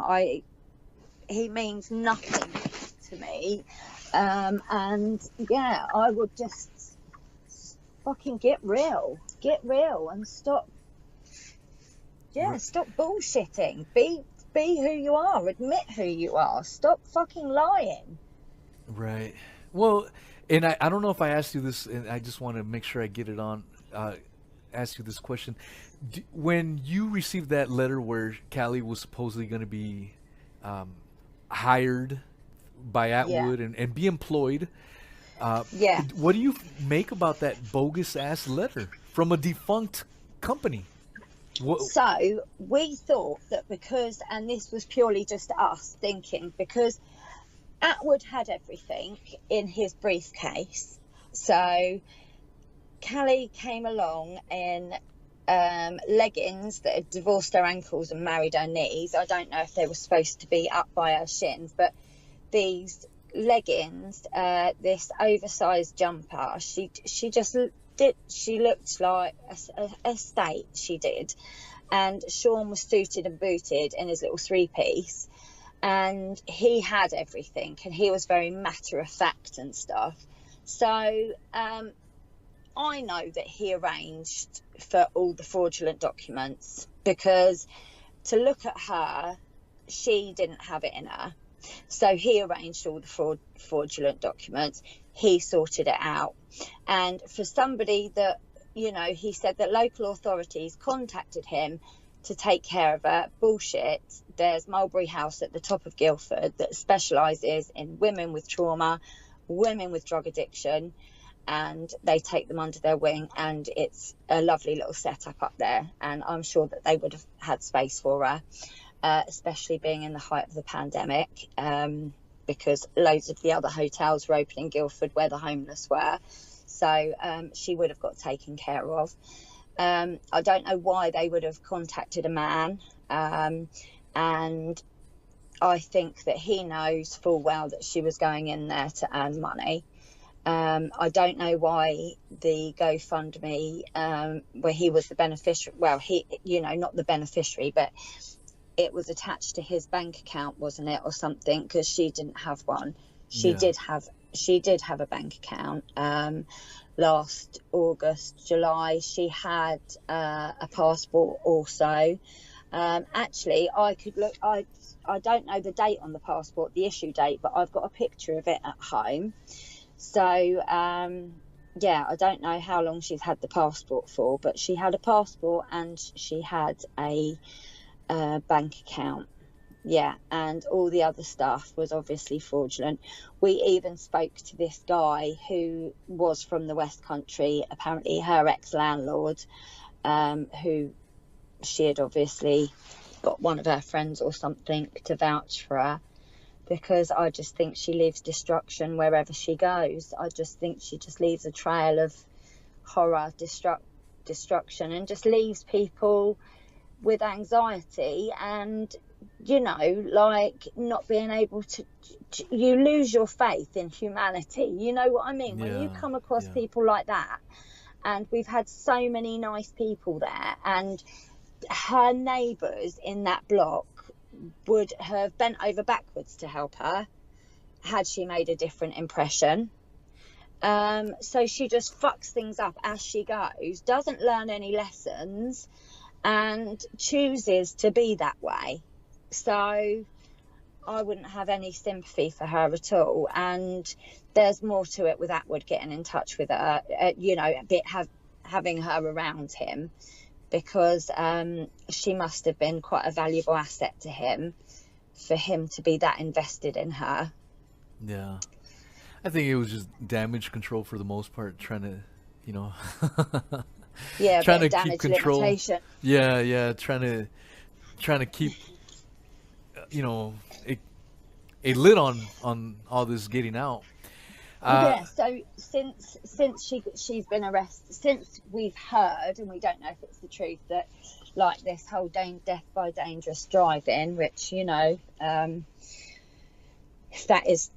that is true, obviously you feel for the victim's family, and like look at Callie and how brazen she is. Look at how brazen she is on YouTube. Look at how brazen she is, when she's spouting off and she's saying that she's a victim. I cannot believe that somebody who has killed somebody through reckless driving has the audacity to play the victim in such a way, and to just be so publicly out there when they've taken a life. If that is the truth, if she has taken a life, I just think that's absolutely, I think it's an absolute piss take. Yeah. If that is the case, and she has killed somebody by reckless driving. Yeah. How can she put herself out to be the victim? Poor me. No. What about the person Think of the fucking that died? family. Yeah. Yeah, the family. Yeah, it becomes a big joke when you look at it that way, and I think a lot of people forget that aspect of it. I mean, at the end of the day, no one's talking about this person that is no longer with us. No. Instead, we're talking about this whole bullshit over here, and yeah. Some people have suggested that maybe that was part of the whole distraction. Blow all this whole thing up and have fun with it online and all this, and try to cover up the fact of some very serious things, allegations going on. A person's life was lost, and no one is talking about it. 100%. And she's on there playing the victim, which really just pisses me off, because somebody has lost a family member, right. Be brother, dad, sister, mum, auntie, uncle, niece, whatever, over her, and her behaviour hasn't changed. Like, if that did happen, she has not learnt not one thing from what she has done, because her behaviour is still reckless. Her behaviour is still unmanageable, and I think somebody said to me, she is the master of her own disaster. You don't have to do anything. Just watch her life unfold. And I think that's exactly right. She is the master of her own disaster, and she'll probably be found in a ditch somewhere. Yeah, at that pace, the choices we make in life, they have consequences, good or bad. Yeah. And so you keep making those wrong choices in life. I mean, real bad stuff can happen. So she needs to shape up and quick, because it's not a good path for 100%. Now, before I let you let you go, how do you? So you did touch on the 22 complaints, with the police. Yeah. Were all the neighbors, in the flat? I can't imagine anyone being happy, I'm sure. No one. Okay. The Greek lady down below was actually gonna smack her. She was just wild. She was wild through lack of sleep. Directly below, hadn't slept for 3 nights, works really hard, single mum, and quite a fiery temper, a Greek lady. And one of the other guys had to stand in between, and then she was just so dismissive. And I just think, who do you actually think you are?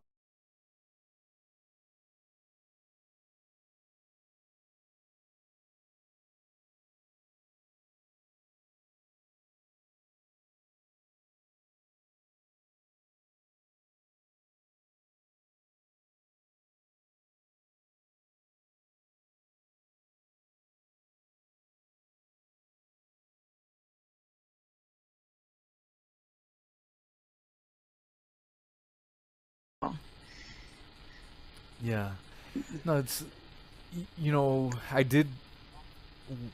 I messaged you, when was it? About a week ago.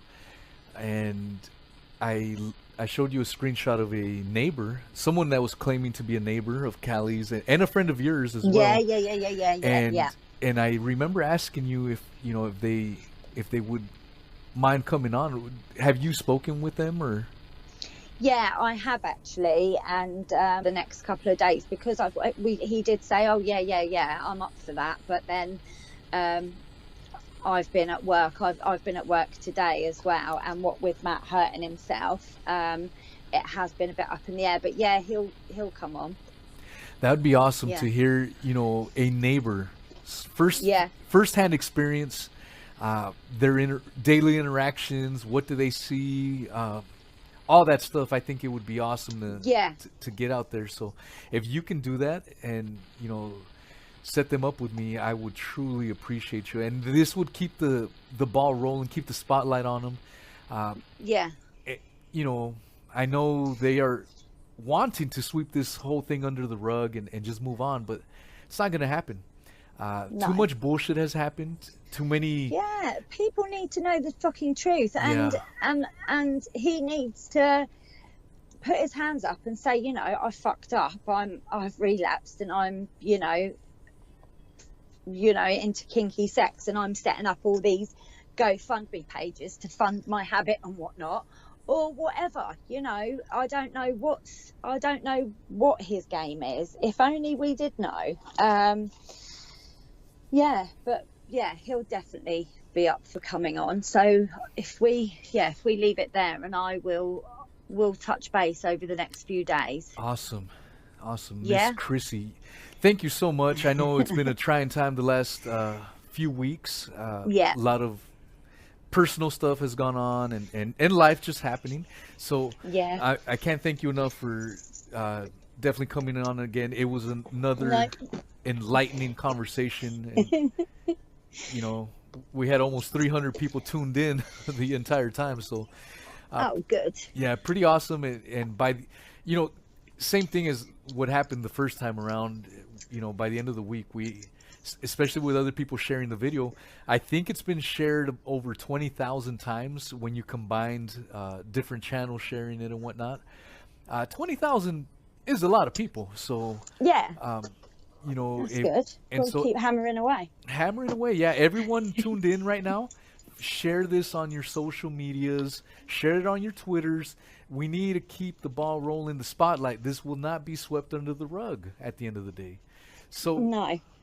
Miss Chrissy, thank you so much. And we are definitely going to stay in touch, So anything that we find out, I will send it your way. And if you want us to talk about it, vice versa, we will definitely get it going. Okay, lovely. Thank you for having me. No, thank you. The pleasure was absolutely ours. Mine's and the viewers. So thank you so much. Thank you. All right, Miss Chrissy. Care. Good evening. Thank you. Take care. Bye. I've announced on the channel that I took advantage of a traffic vulnerable person, reenacting this, and it made them relive it, and it probably traumatized that person. I completely agree with that. Shouldn't have done it.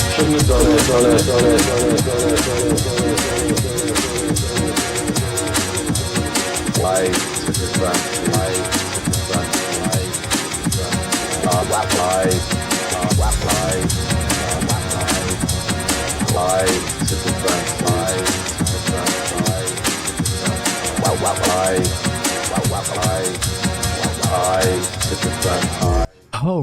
All right. That was the Landlady Part 2. It was a great second part to our Landlady Part 1. Skype link is pinned at the very top. I want to give a shout out to Nikki Stedman. I promised her I would give her a personalized shout out. There's your shout out. I am What is Truth Podcast in the live chat, also known as Wheezy, also known as Truffy, or also known as Truffy Poo Poo. I want to get some folks in. So let's see the live or the Skype calls. Okay, we've got Danny on the line. We'll bring him in. And as you are listening to the Skype call, just realize that you can call in as well. If we get 4 or 5 people, that's fine. This is all about exposing Daddygate for what it is. So call in. Tropical, here's your shout out, Tropical. I've been dialoguing with you on the live chat. It seems like you know more about the Eliza Bleu situation, so I would love to hear from you. That way, this is all related, man. This is why I did this live stream. I stopped doing live chats. Danny, 1 second. I stopped doing live chats, or I'm sorry, live streams on the whole Daddygate nonsense. Tis has been a while. Now, with the Eliza Bleu stuff coming out and everyone coming up on it and realizing it, and big channels, mainstream publications talking about it, I'm like, you know what? Right now is the perfect time to bring up Daddygate and Sean Atwood. So, Tropical, I would love to hear your perspective on this. And yeah, if you can call in. All right, Danny, I'm going to give you a call right now.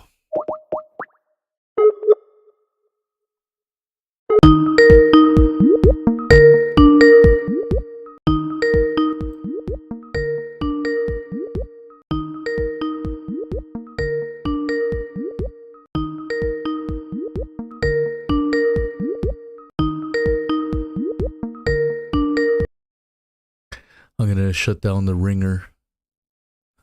All right. Let's try it one more time. Danny, if you are listening, I'm calling you right now. It's not working. It said call declined. Danny, if you are listening, I will give you a call.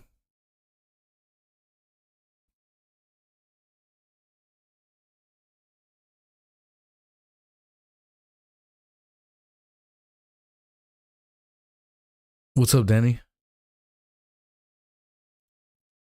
What is up? Let me get your microphone unmuted. What's up, man?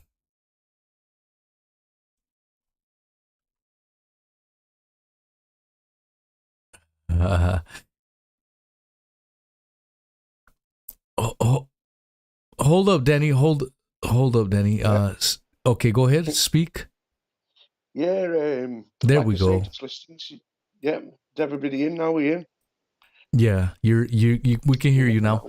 I had you muted because I didn't want to hear the ringtone calling in and whatnot, so I had to mute that. But now you are good to go. What's up, Danny? Well, I'm fine. You know, just a lot of new. Well, obviously not new, but information that's not been put out there before. That's now it's there in front of people's faces to see and to promote as well. Which I find a good thing, because he is obviously getting away with doing interviews and just cracking on as usual. I believe that when Jenny came on, I believe that she was used as a female barrier to be able to get him through more doors and stuff. There's a lot that I think Weezy really, but you know, I could go on and on. It's what does everybody else think as well. You know, it doesn't belong where he is, I don't think. But what can we do? Yeah, no, this is why I decided to do a podcast. We haven't really used this channel, so for those that may not know, I know Tropical was in the live chat asking, and some other folks. I go by the name of What is Truth Podcast on the live chat, and okay. I'm Weezy. This Weezy, is the infamous Weezy. I got canceled by Sean. He took my ass down. I had several thousand subs in only a couple of months. Some of the live streams, there will be people in the live chat that can confirm this, so they will know that I'm not making this shit up. But I was doing live streams where we were having 600 people in the live stream, and I only had a few thousand subs. 600 people in a live stream is pretty goddamn epic. I mean, there's channels that have 30,000, 50,000 subs and can get 600 people on a live stream. So I was kicking ass, and this son of a bitch took me out. It seems to be that it's after you. I used to, crazy enough, I used to listen to Chancer before I knew any of this. There's a friend that we've got that's mutual that become a friend of mine. And then I spoke about Chancer, and I said, like, yeah, I'm already onto this because of what I was watching on what Chancer was putting out. So yeah, to then sort of get introduced to yourself, kind of. Oh shit! 1 second, bro. God damn it.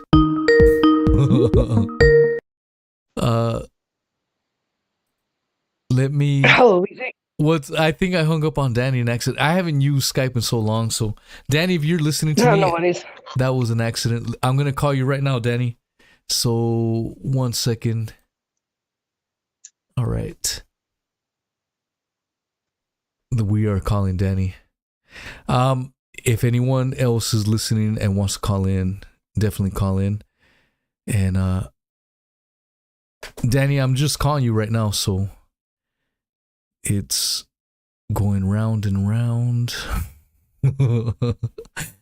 Fuck, my bad, dude. I didn't try to hang up on you on purpose. I just did it in accident.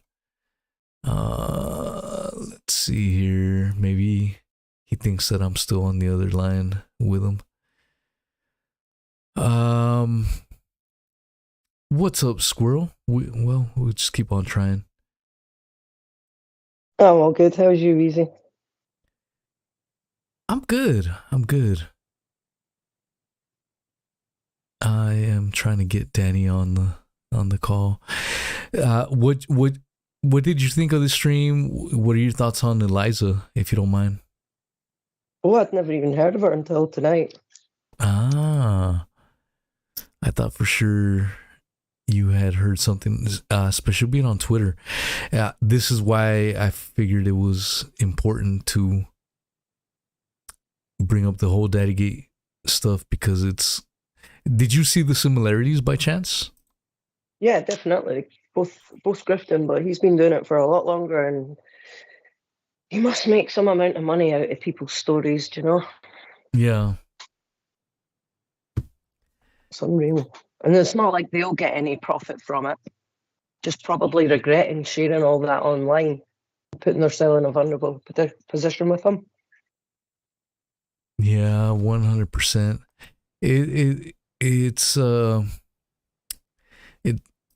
This whole story got into a big old mess, and this is why I thought it was a perfect time to bring up Daddygate. Let me know what your thoughts were, and as you speak, I'm going to try to get Danny back on. No worries. You're definitely right, though. This stuff needs sharing again. Too many people have not a clue, and that's really sad that someone can do something like that and have that many people following them and not have a clue. But then at the same time, are they real people? Because like you pointed out, they don't get much, well, he doesn't get much likes or replies or anything on his stuff, so they must be bought like last time. Yeah, he doesn't get a lot of interaction, which is very, very interesting. I just tried calling Danny. Danny, if you're listening, I'm trying to call you again. Oh, are you there, Squirrel? Yeah, I'm here. Oh, okay. I heard some weird noises. Yeah, I don't know what's going on with Danny's thing. When you click on your link, it doesn't take you to like a direct room or direct sort of lobby like it used to. If you've got Skype, it just takes you into your own Skype. If you know what I mean. Yeah, it's weird how fuck. I don't know how to work this. I haven't used it in such a long time. Danny, if you're listening, I'm going to try to get you in again. And let's see if it works. Here we go, Danny. Oh, here we go. Merge call. I just merged the call. Let's see if it works. Danny, you there? Yeah, I'm here, man. Holy shit. Dude, I haven't used Skype in so long, so my bad. I did not mean to hang up on you. No worries at all. I'm glad to be here. I feel honored to be here, to be honest with you. So, yeah, it's nice to be here. What are your thoughts, man? Did you know anything about Eliza Bleu beforehand? No, I didn't know.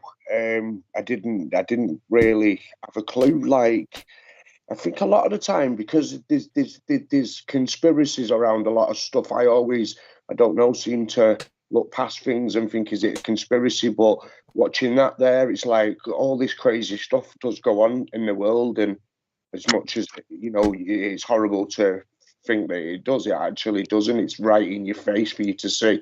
And there's people hiding it, which makes it more sick. Yeah, what do you say, Squirrel? It's got a point. I mean, it is right in your face what the guy's doing. Just not a lot of people can see it. And it's got to be published, hasn't it, by more people, definitely.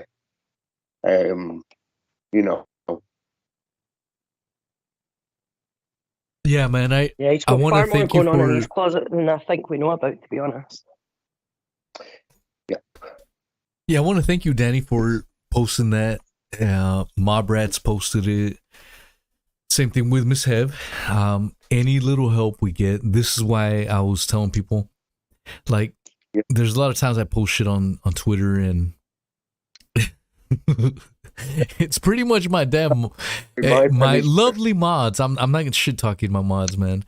You guys are all awesome, but it's like you get all these people following you on Twitter, but no one fucking likes or retweets your shit. So it's like, what the fuck? It's weird as shit, man. And I'm becoming a real activist on there now in the UK. So definitely, you'll have me in the UK. I'm sure you'll definitely have Secret there over in her territory. And we'll have you over in yours. So we'll be getting it from 3 angles at least. Hell yeah. And that's the way to get shit out, because I showed the mods this morning that I made a tweet. I think it was yesterday, about doing this podcast, and it had about 600 views, only like 2 likes, which as long as people are looking at it, I guess that's the more important thing at the end of the day. But it's like, what the hell, man? And I was starting to feel down and feeling like shit. But then I went to Atwood's. I was interested, but that's the whole devil's advocate of the game. No, Weezy. In hindsight, that energy's there to push you away from it, because you're a good force walking towards something bad. Automatically, it's going to try and bring you down and put you down, make you feel like that. That's what it's designed to do. The system, like I know I'm not saying he's created the system, but that's what a grooming style situation is. It's run by people who think in a sociopathic way. That's the way of putting it. So yeah, I mean, we're up against target, not target, higher people who think high. And we have to think higher than them sometimes. And sometimes we might think that they're winning by maybe the views that they get, or get, showing this glamorous, or we live this, movie star lifestyle, going around camera and videoing everything, doing this, doing that. When really, if us as campaigners, we can't give up, because then they win. Do you know what I mean? You keep going until you win. That's what warriors do. Yeah, exactly. Especially if we're the good ones and they're the bad ones. So, evil will always lose and good will always prevail. Yeah, when you have receipts on your side, that's the biggest thing, because sometimes it's hard to tell who's a good guy, who's a bad guy. But when you have the receipts, there's no question. At that point in time, there is absolutely zero question as to what is the good side and the bad side. And sometimes, unfortunately, people will see the evidence. It's right in front of their goddamn face, and we'll just completely ignore it. Carry on as normal and make whatever justification in their goddamn minds to excuse said behavior. And I don't know if that's just a human nature thing. It's annoying as hell, but you know, I've seen it. There's people. I'm not going to name anyone. Jobs, aren't they, all over the world, and saying I'm refusing to educate this to these at this age. I'm walking out of school. There's been that happen. So that shows that some people are awake to what's going on, but some people are just so asleep. It's you know, they may as well not get up in the morning. Well, that's the thing, you know. There's people that I have spoken with, people that I have done podcasts with, large platforms, big platforms, whatever you may say. And they know about this shit. They know about Sean's grifting. They know about Sean's bullshit. They know about Sean's lying and sleaziness, and they choose to ignore it. Now, why they do that, it boggles my mind. But at the same time, I have done podcasts with these folks.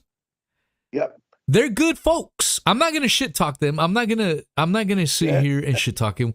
The only thing I can think about is if you have a relationship with someone, a close relationship with someone, sometimes you're going to stand next to that person, no matter how egregious their behavior may be, their grift may be, you're going to stand with them.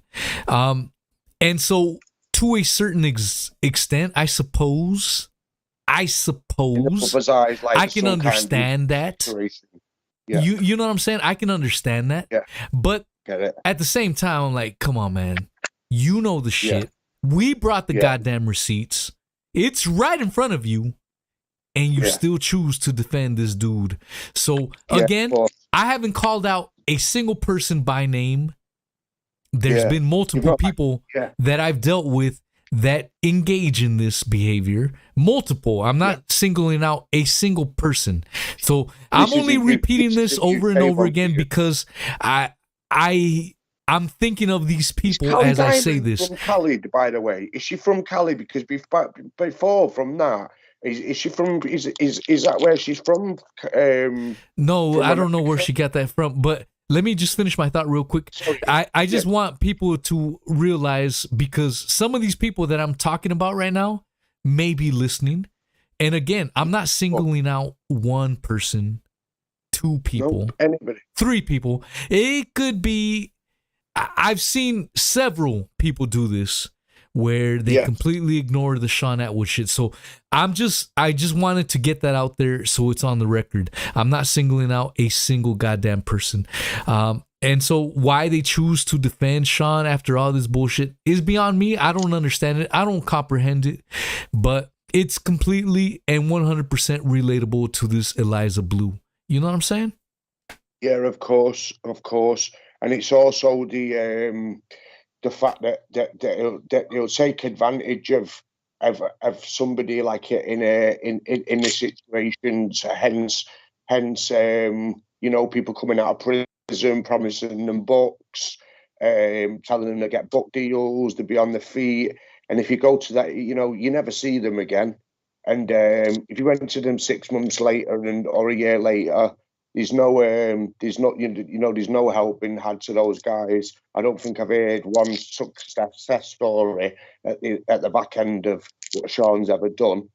And as people say, it's alarming that he's going inside schools as well, especially if he's been involved in the types of activities that have allegedly took place.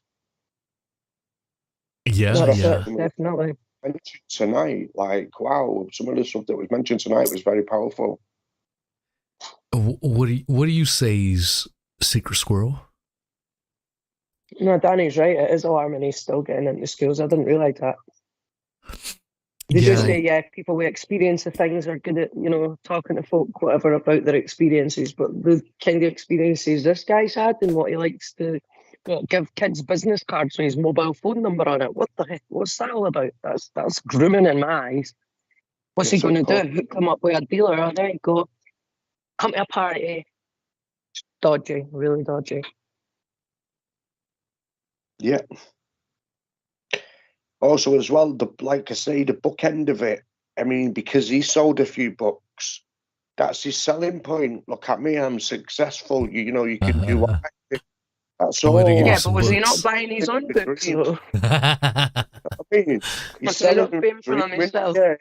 He's the number one buyer of his own books as well. That's what I've heard on the grapevine as well. Yeah, definitely. I believe that as well. Yeah. I reckon he's bought a few of them subs as well. He's the only guy that I know that's got like all them that amount of subs and that puts a video up and like gets 1.2k views. It's like, he's lucky. Doesn't happen that like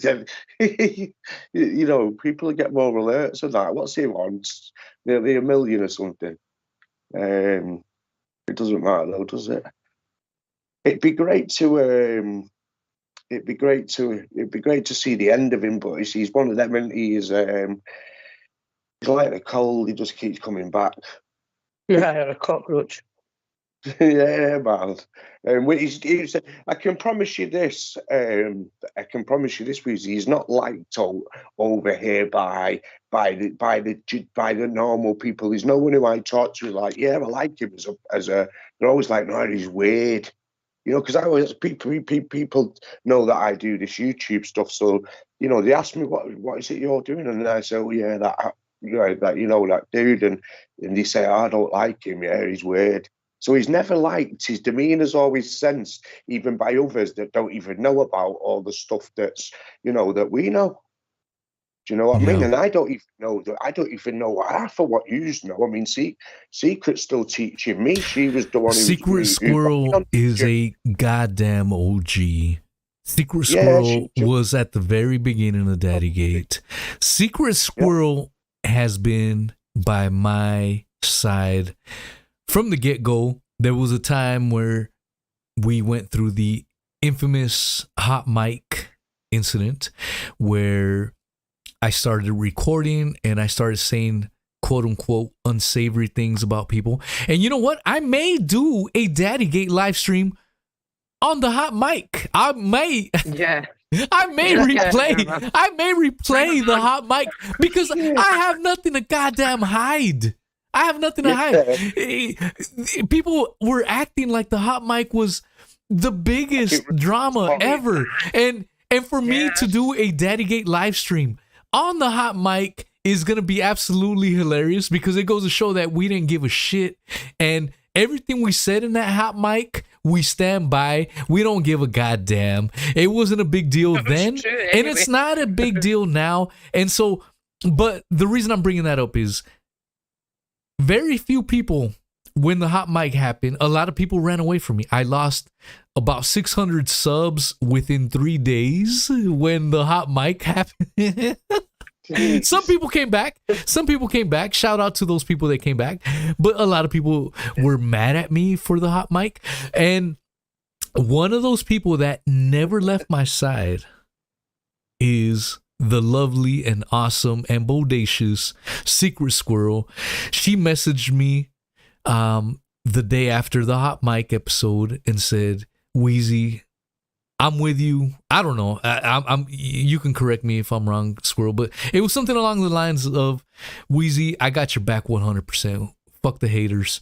And when that happened, I was in a situation where I was so depressed. I was bummed out.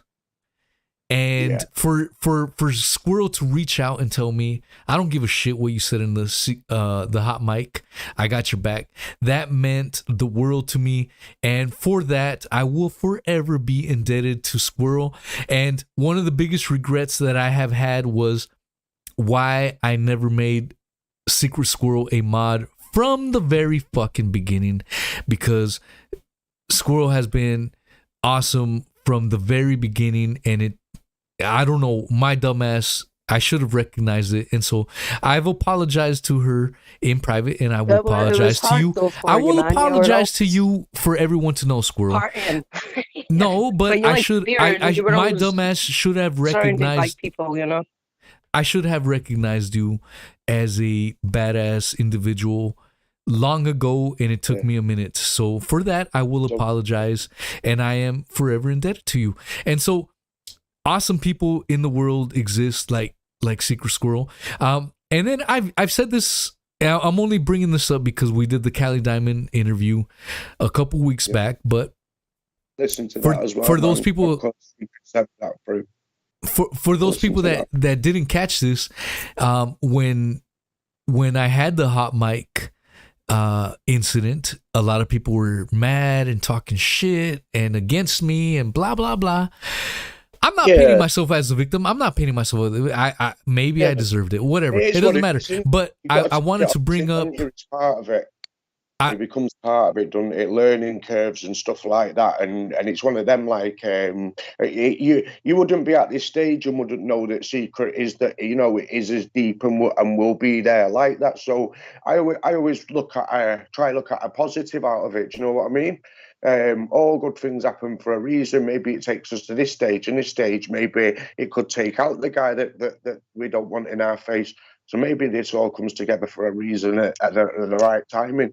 Things are all about timing. So sometimes we just gotta. What's the saying? You got? Yeah, go for it. You're about to say it. No, I was just saying sometimes it's just people being dumbasses, and in this situation, I take full responsibility for being a dumbass. I should have recognized someone like Squirrel early on. But what I wanted to say was the other person that reached out to me, that I've said it before, but maybe some people forgot, maybe some people don't know, was the one and only Callie Diamond. Callie Diamond. Yeah, that's right. Callie Diamond reached out to me after the hot mic.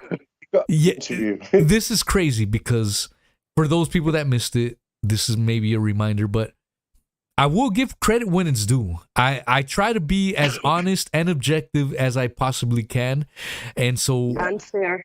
I try to be fair. I don't care if it's something that makes me look bad. I don't give a fuck. I'm gonna talk about it. That's just my view on it. I want to be as transparent as possible. And after the hot mic, besides Secret Squirrel, the other person that reached out to me was Callie Diamond.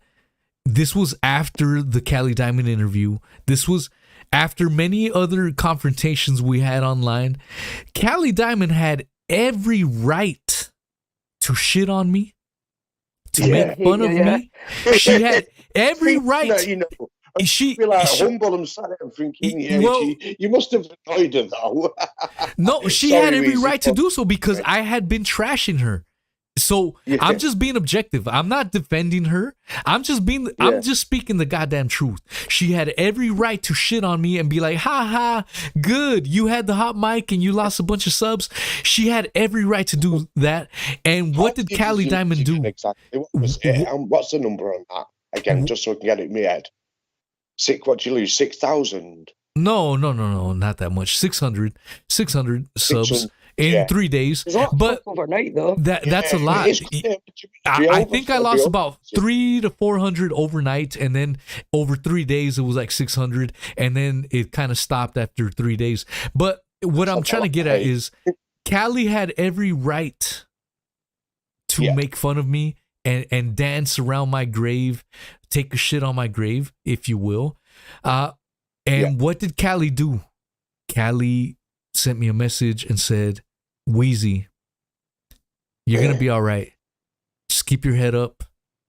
I can't remember. This isn't her exact quotes, but it was to this effect where she basically said, keep your head up. We all go through shit. It's going to be, you're going to have brighter days at the end of this shit. And that fucking meant to me then a lot. And it means a lot to me today because a lot of people jumped ship, there were a few people that reached out and kept my spirit in a positive light, and Secret Squirrel's one of them, and to a surprise to many, Callie Diamond was another one. And yeah, I could easily forget about that. Yeah, I could just ignore that fact, but I would not be honest about that. So yeah, we went over the LandLady too, and Callie Diamond got shit on quite a bit, but that is another fact that I don't want people to forget. You know, in the spirit of being objective and honest, even if it bothers some people, me saying that is the goddamn truth, and I'm not going to shy away from it. Yeah, because it has to expose the bigger picture. I don't know for what it is. That's just the way I do things. Squirrel, you follow me from the very beginning. You know, that's just me being me. You know what I'm saying? It's not me being fancy or trying to do whatever. But Squirrel, I can definitely give it a nice sound bites. You've listened to pretty much everything I put out, so you know that's just me being me. At the end of the day. Yeah, and to be honest, you're not any different when you speak to you away from being live either. So that's why the hot mic to me actually just sounded like the two of you going live. I was like, yes, this is great. We live stream during the day while I'm at work, something to listen to that's decent. And then it turns out it wasn't even a live stream. But it was good. You just had fair points, you know, and people just can't handle the truth, as the old saying goes. So. Yeah. And you know, and it did beat out people that were weak, shall we say, you know, if you can't handle certain topics, well, you know, there's the door. Well, you got rid of the weak ones then, didn't you? Really? So only the strong survive. Like cancel culture, that type of thing. That's what we are actually up against these days, especially with guys like that can back it with solicitors and all types of, of things. Yeah, shout out to 20. You know what I mean? Shout out to 2001, Danny, when there was no cancel culture, where you'll appreciate that. You could rap about stuff that you wanted to, shall you say, whereas now you really have to. It's just the cancel. Even any points like comedy as well. Culture button to cancel us because we talk about a specific thing. Like it's not. So obviously that's why you're on the other platforms, and obviously I'm going to jump over on there and get some content and get working on there as well, because that's obviously freedom of speech. That's what we're up against, really. But these guys are cancelling or have cancelled you through the acts of freedom of speech, really, that it's not allowed today. So, yeah, cancel culture is what has been used to bring you down when you did get brought down, really. A way of looking at it. Yeah, it's just... everyone's different. You know, everyone handles... I know I am fully aware that there's some people that don't appreciate my rough or cursing language, and I'm not gonna poo-poo. Yeah, I'm not gonna poo-poo on that. I mean, everyone's got their own ways of doing it, and at the end of the day, I just try to be myself. Obviously here on YouTube, I have to be more careful. I have to self-censor, and so I think Nikki Stedman or Stedmore, I saw her in the live chat earlier. She was talking about, she was wondering where I had gone.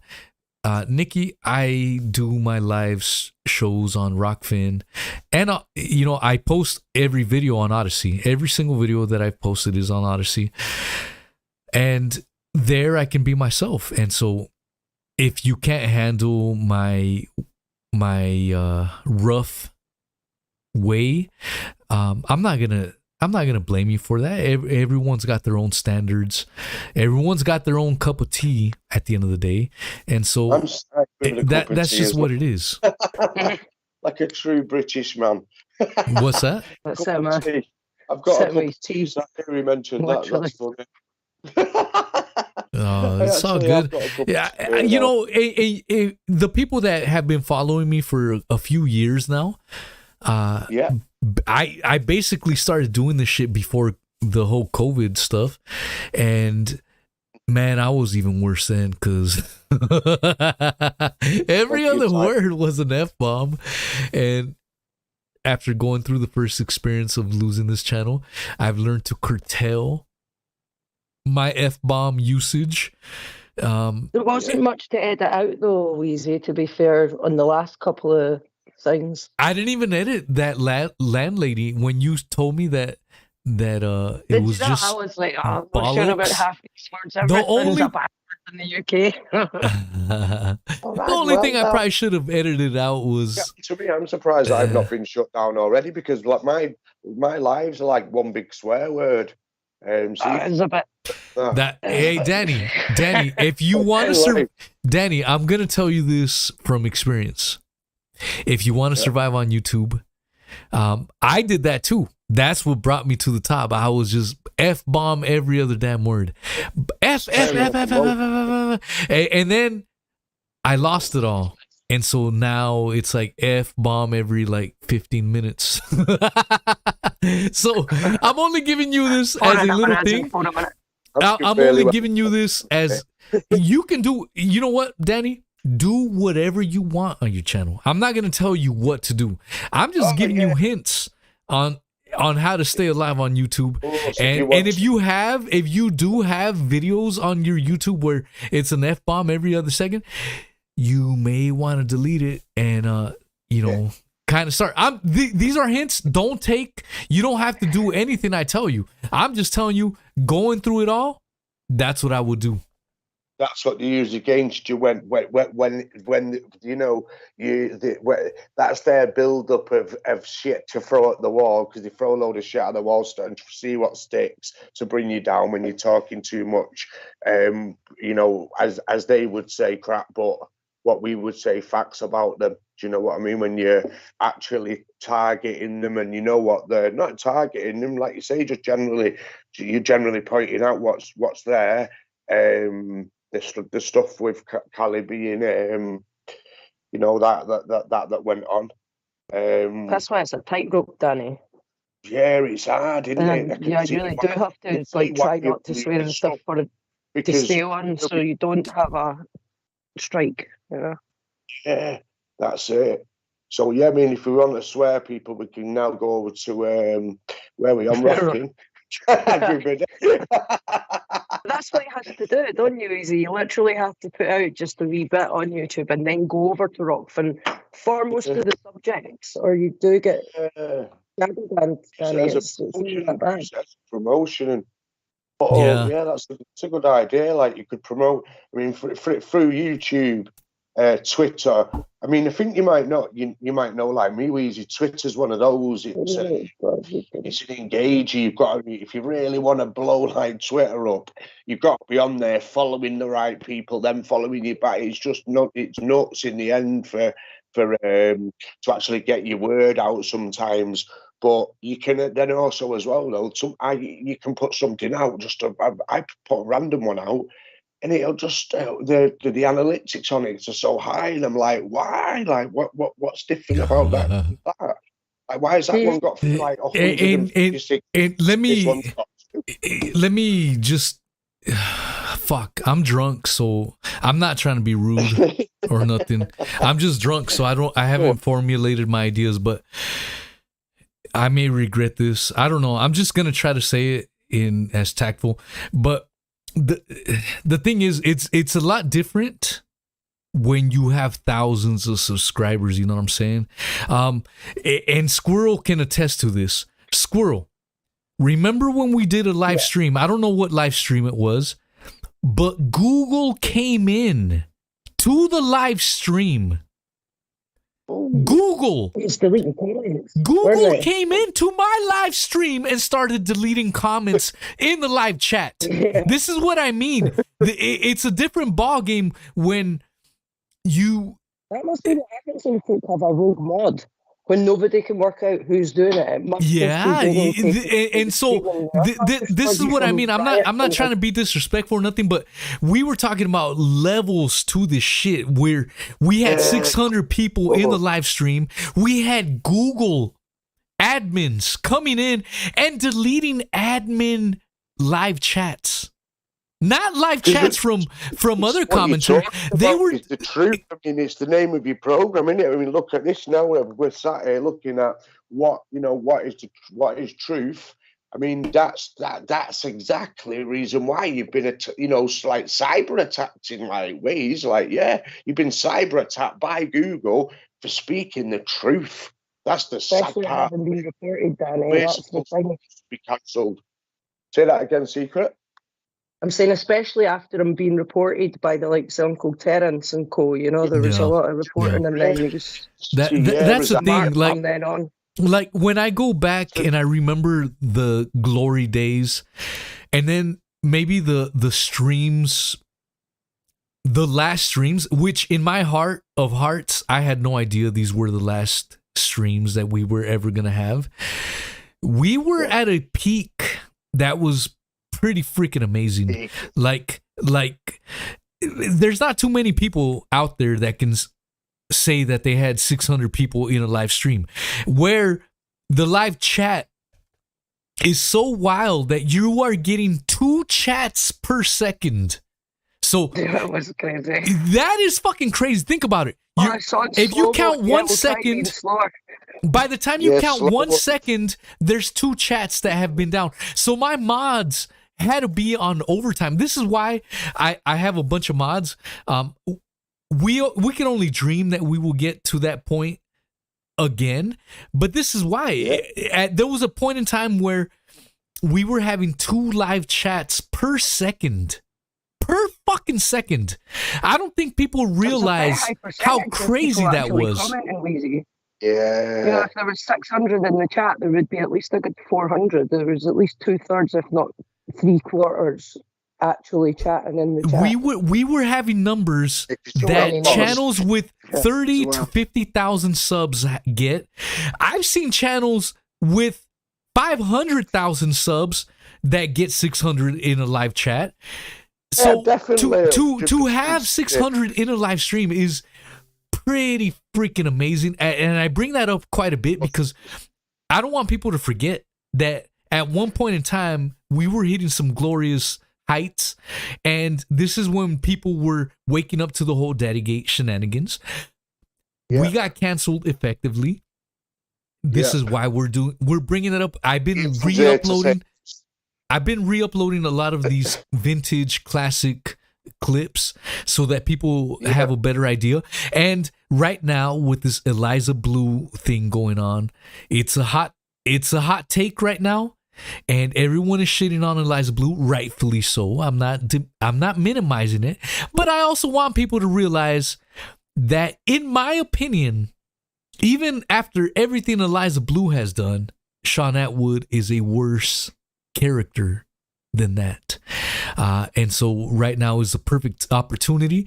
Again, wink, wink, nudge, nudge. This is what I am doing. I am not encouraging other people to do it as my voice slows down, and I hope people understand what's going on. But I've been hashtagging Daddygate. I've been hashtagging Daddygate on Twitter. I've been hashtagging Daddygate on YouTube videos about Eliza Bleu. Okay. So that people, if they search Daddygate on Eliza Bleu videos, it will bring them to Sean Atwood and Daddygate. So this is what I do on my spare time as I'm wearing my thong and I'm working on my tan in my backyard. I'm not encouraging anyone to do this. I'm just doing this on my own goddamn time. Kicking it back. The sun beaming down on you. You know what I'm saying? I'm just letting the banana hammock hang out. You know what I'm saying? Banana hammock. Oh shit! But you know, everyone is an adult. People can do what they wish to do. God damn it! That's just what I do. Yep, the freedom of speech. But what says you, Danny Styler? What's that? What you said that again? Or I mean, do you guys have any comments of what I do with my banana hammock? Couldn't answer, to be honest. You just chill out the back there, catch yourself some sun rays, put some Ray-Bans on, keep your phone on, and catch that. Keep chilling, man. And Florida sunshine all year round, Danny. So, what's that again, Secret? I says it's the Florida sunshine, gets it all year round. Lucky mofo. No, that's what I'm saying. He's bleeding freezing over here. This is the guy that was complaining about how hot was it in March last year, Dan? Wheezy, about 25 degrees. And I was freeze my ass off at work. It was like -2 or something. Sorry, I dropped my beer. 1 second. Oh.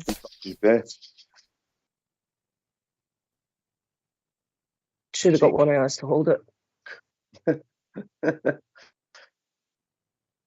Many cold days at work, Secret. Okay, I'm back with my banana hammock. It was like 25 degrees that day in Florida, and I was really cold. But it's been loads of times you have spoke. He sat there sunning it, and you're there freezing with a hat on, with that hat. Yeah. You're telling me about. I want to see. You going about that hat? I'm like, I want to see that hat now. Honestly, folk coming about work and I'm sitting there with a hat and scarf on, and they're like, "Oh, you must be roasting." I think Tropical Delusion is wanting to call in, so I'm gonna give it a swirl. Fuck, I don't know if that's the right word. Well, who's that? God damn it! I spilled beer on my fucking keyboard and it's not working. Oh no! God damn it! I don't know if I'm gonna be shutting off the stream. So someone mentioned that. I remember. I think it was Alan on the live chat that said, "I remember when Wheezy fucking slept on the live stream. If I can't work my mouse, that may happen again." Oh shit, dude, my mouse ain't working, man. I think I got it wet with the fucking beer. God damn it, man. Wow. You're gonna have to turn the whole tower off if it's yeah, fuck it. We'll just keep rolling, and then when I'm done, ready to shoot the stream, I'll just fucking power it off. The plug. Yeah, that's what I have to do. Dude, my mouse ain't working. Put it in rice. Go and put it in rice. Do you know what, Danny? So I think there was someone that I'm only saying this because someone was commenting about trying to call the Skypes, and so I want to let them know I'm not ignoring you. My mouse is literally not working right now. So I'm not ignoring you. My mouse, every time I click on shit, it's not working. Do live, Weezy. Yeah. Give folk the opportunity to have their say. Yeah, well, I hope you understand that, Tropical. We'll do it. You know what? I'm going to do a post. I'm going to do a community post. If you guys want me to do another Daddygate live stream next weekend, I will do a Daddygate poll. And if let's make a number. If we get 100 yeses, we will do a live stream. If we get less than 100 yeses, I'm not gonna do a live stream. So I will do a Daddygate poll, and hopefully my mouse will be sorted. But fuck, dude, I dropped my beer on my pad, and it's not picking up. Let me try it again. Try putting a hairdryer to it, Wheezy, but not too close. Well, I'm feeling it, and it doesn't feel sticky. Unplug it just now and shake it so you're getting any moisture that off. That sounds X-rated, squirrel. I'm telling you, yeah, it's the same idea. You know, you shake something, it takes something off it, doesn't it? I don't know. It's not working. I'm messing with it right now. So I've been messing with it. So again, I'm gonna do a Daddygate podcast poll, and if it gets 100 yeses, we will do a Daddygate live stream next week. If it doesn't reach that threshold, I'm sorry I have to put thresholds, but you got to realize that, you know, it takes time and it takes work to do this shit. So if people aren't interested, then My threshold is 100 yeses.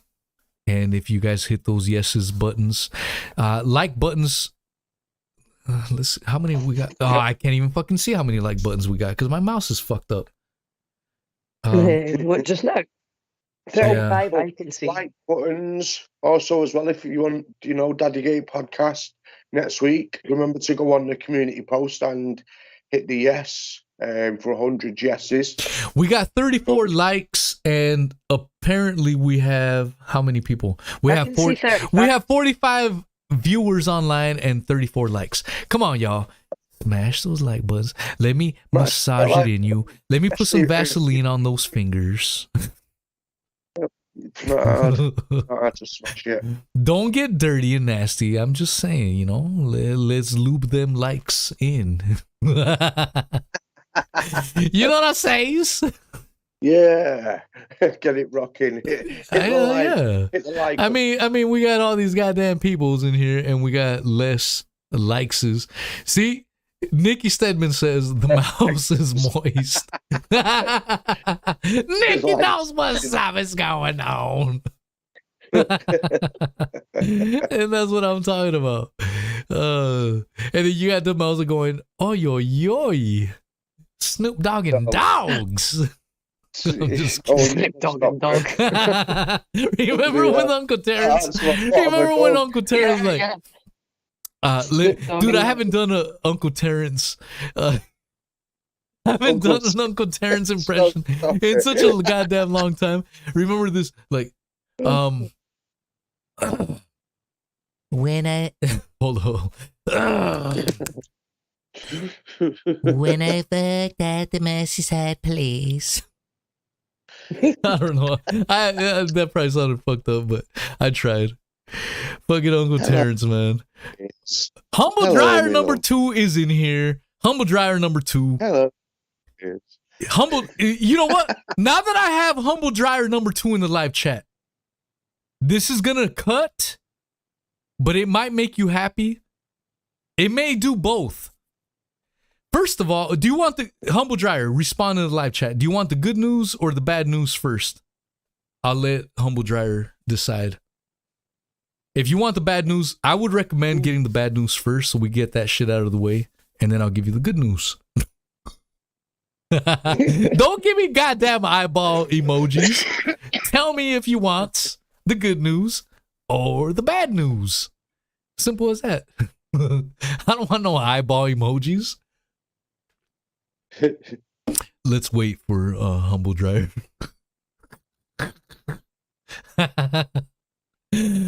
I'm drunk as fuck, so you're gonna get the bad news nice and crispy. But if you get the bad news, it's gonna be, you'll get it over with, and then we're done with. You know what I'm saying? Really works, my man. I only speak the goddamn truth. So yeah, and I don't like bullshitters. That being said, Humble Dryer, do you want good news or bad news? I would suggest get the bad news out of the way, and then I'll hit you with some praises afterwards. So you choose, my brother. And I'm drunk and crispy. I'm ready to get it. So it's up to you, man. I just did my chess move. The chess board is on the map. I just moved my piece. What D of chess are we playing? 4D, 5D, or are we now playing fucking 69D chess? You know what I'm saying? You know what I says? Humble, man. Give him an humble. What do you want, man? What do you say is humble? Do you want the good news or the bad news? Just say, I'm telling you, I'm suggesting you give the bad news first. What's up, kitty cats? What's going on? Yeah, hey, kitty cat. What's up, Brian PCs in the mofo house? Oh, all right. Here we go. Humble Dryer. Humble Dryer wants the bad news first. All right. Humble Dryer. I will give you the bad news, but it may sting, but hold on. I'm going to give you good news. Bad news is you are a bitch for letting the Bloodhound tell you that we had shit on True Media. That was a secret message. The way you sent that video out, you made it look like I was doxing True Media when that was a private message. Doxing can never occur through a private message. The Bloodhound, whom is still in your comments, whom is known as Craig Richard, fed you that information. You ran with it. And you made it look like I doxed True Media, which was complete bullshit. I demand an apology. I will demand an apology for that. The good news is, that is the bad news. That is the bad news.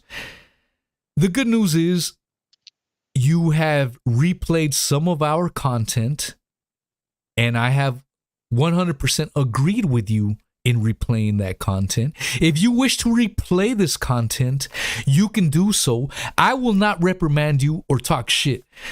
I just wanted you to know how I felt so that there is no bullshit shenanigans between us.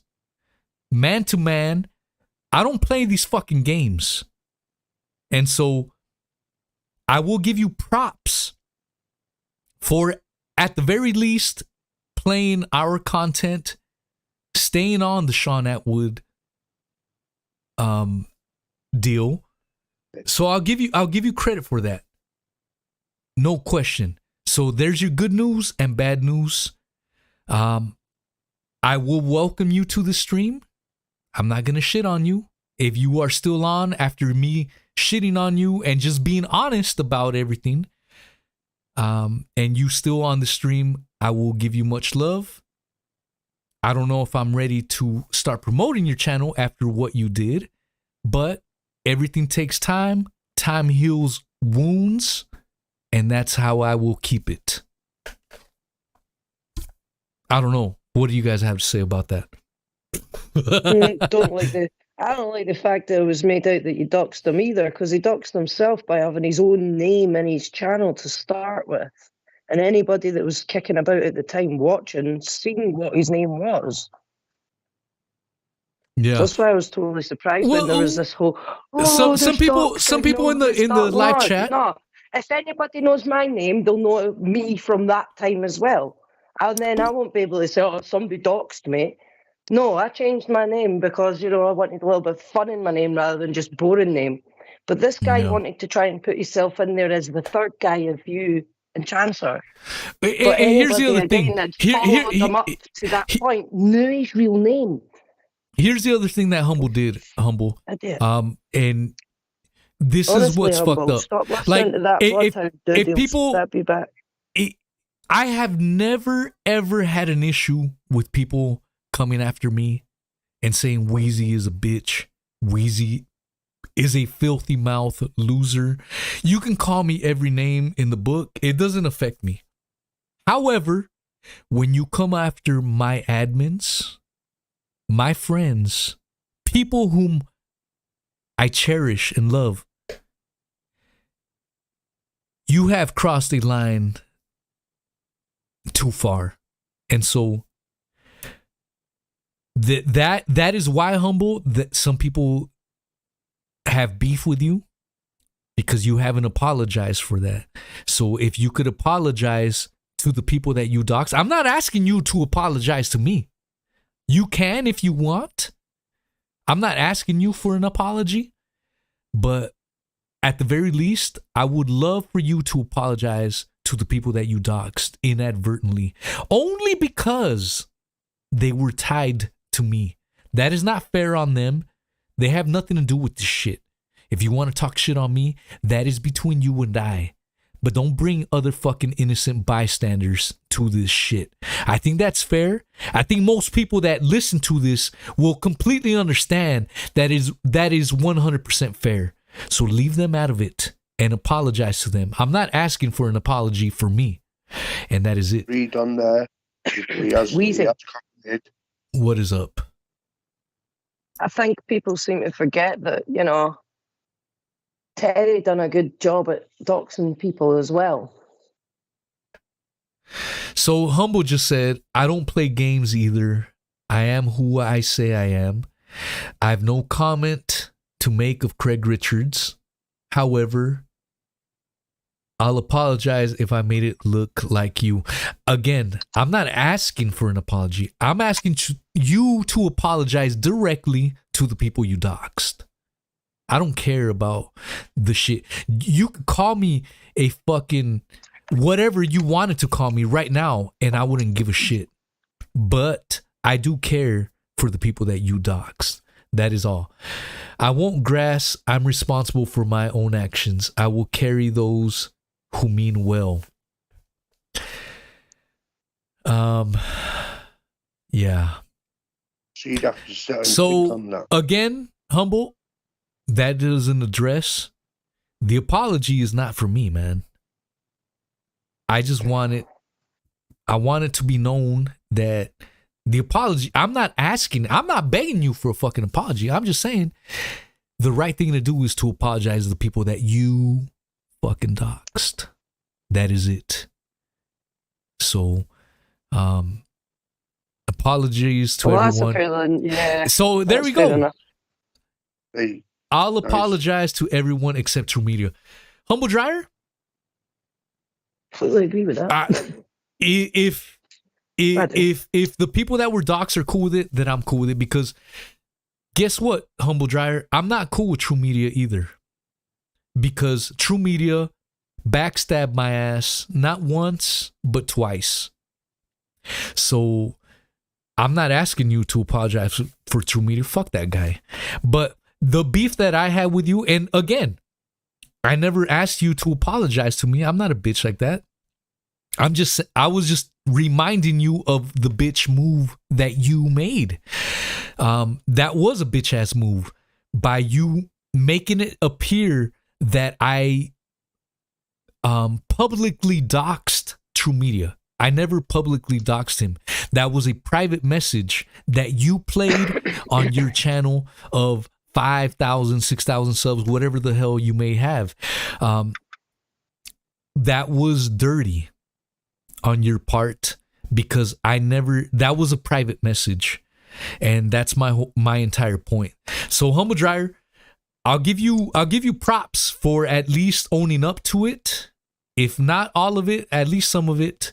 I'll give you props for that, and I will also give you props for keeping the Daddygate narrative alive, and that is it. You know what I'm saying? So I was trashing you before, but because you at least showed some balls before, I'm not going to trash you any further unless you do stupid shit again. That is the caveat. Don't do fucking stupid shit. Don't be claiming that I'm doxing people and then you start doxing other people. Don't be doing stupid shit like that, and we're all good. This beef is officially squashed. I'm saying it right here, right now. You don't fucking do stupid shit against us, and I won't shit talk you in public anymore. So I think he wants to call in, Weezy. Who? Humble, he's downloading Skype, he says. All right, he can. I don't know if I can accept him though. My fucking mouse is fucked up. So, no, so yeah, I don't know. Humble, I don't know if I can accept you, dude. My mouse is fucked up. It's not working. So that's the thing. So I'm going to say this now because my mouse is not working. I'm not running away. Anyone that knows me, anyone that has been following me for years, you guys fucking know I don't run away from anyone. But when my mouse isn't working, what the fuck can I do? Listen to this shit. That's my mouse clicking.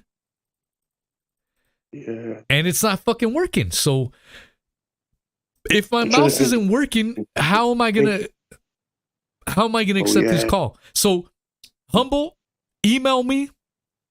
My email is in the description of this video. Email me, and if you want to call in, we'll set it up for next week. You and I will have a live chat, a respectful live chat. Let's do it. Let's fucking do it. Let's get your side. Let's get my side. I'm a straight up motherfucker. I don't bullshit. And if you are true to your word and you don't bullshit, then we will do it. So download Skype or whatever the hell you want. Email me, shoot me an email, and we will do a live stream. Humble and I, again, I'm going to call in. Hang in, please. Dude, I just said my mouse is not working, so you can call in all you want, but I'm not going to be able to allow you in the stream. You need to understand what I'm talking about right now. You know what I'm saying? Plug the mouse. Try and plug the mouse in and out the PC. Have just asked, how do I end the stream without a mouse? I'm just gonna have to fucking unplug my computer, Hev. And hopefully that works. Watch it be fucking streaming after it's dead. Hopefully I don't have a zombie ass computer, but I'm just gonna have to unplug it. I'm gonna have to power it down because my mouse is not working. And without a mouse, anyone that is even remotely familiar with computers, you know, like right now, for me to check if Humble is calling in, I would have to minimize my Streamlabs, which is my streaming software, and then open up Skype. But I can't do that if my mouse is not working. I can't do that shit. All I have open is my entire Streamlabs. So the only other way to shut this whole sucker down is to unplug my computer and shut it down. So that's the way I'm going to have to do it. That's well, he has replied there saying he will contact you by email. He said he put the cards on the table and good night, everyone. Look what Humble said. Yeah, look what Humble said. Okay, I'm sorry, man. Maybe you said this already. I'm drunk. Okay. He put, okay, Simpsons hands. Let's finally put out cards on the table. I'll confirm. I'll contact you via channel, then email. So there's Humble Dryer, y'all. There's going to be a shit ton of people that will listen to this tomorrow and during the week. So there's going to be a lot of people, Humble Dryer, that will see this. They will see this live chat. So even if you... How does he confirm that, Humble? Sorry, he's just saying don't reply to my emails until they are confirmed from him. And how are you meant to confirm that? Yeah, don't reply to my emails until they are confirmed email. What does that even mean?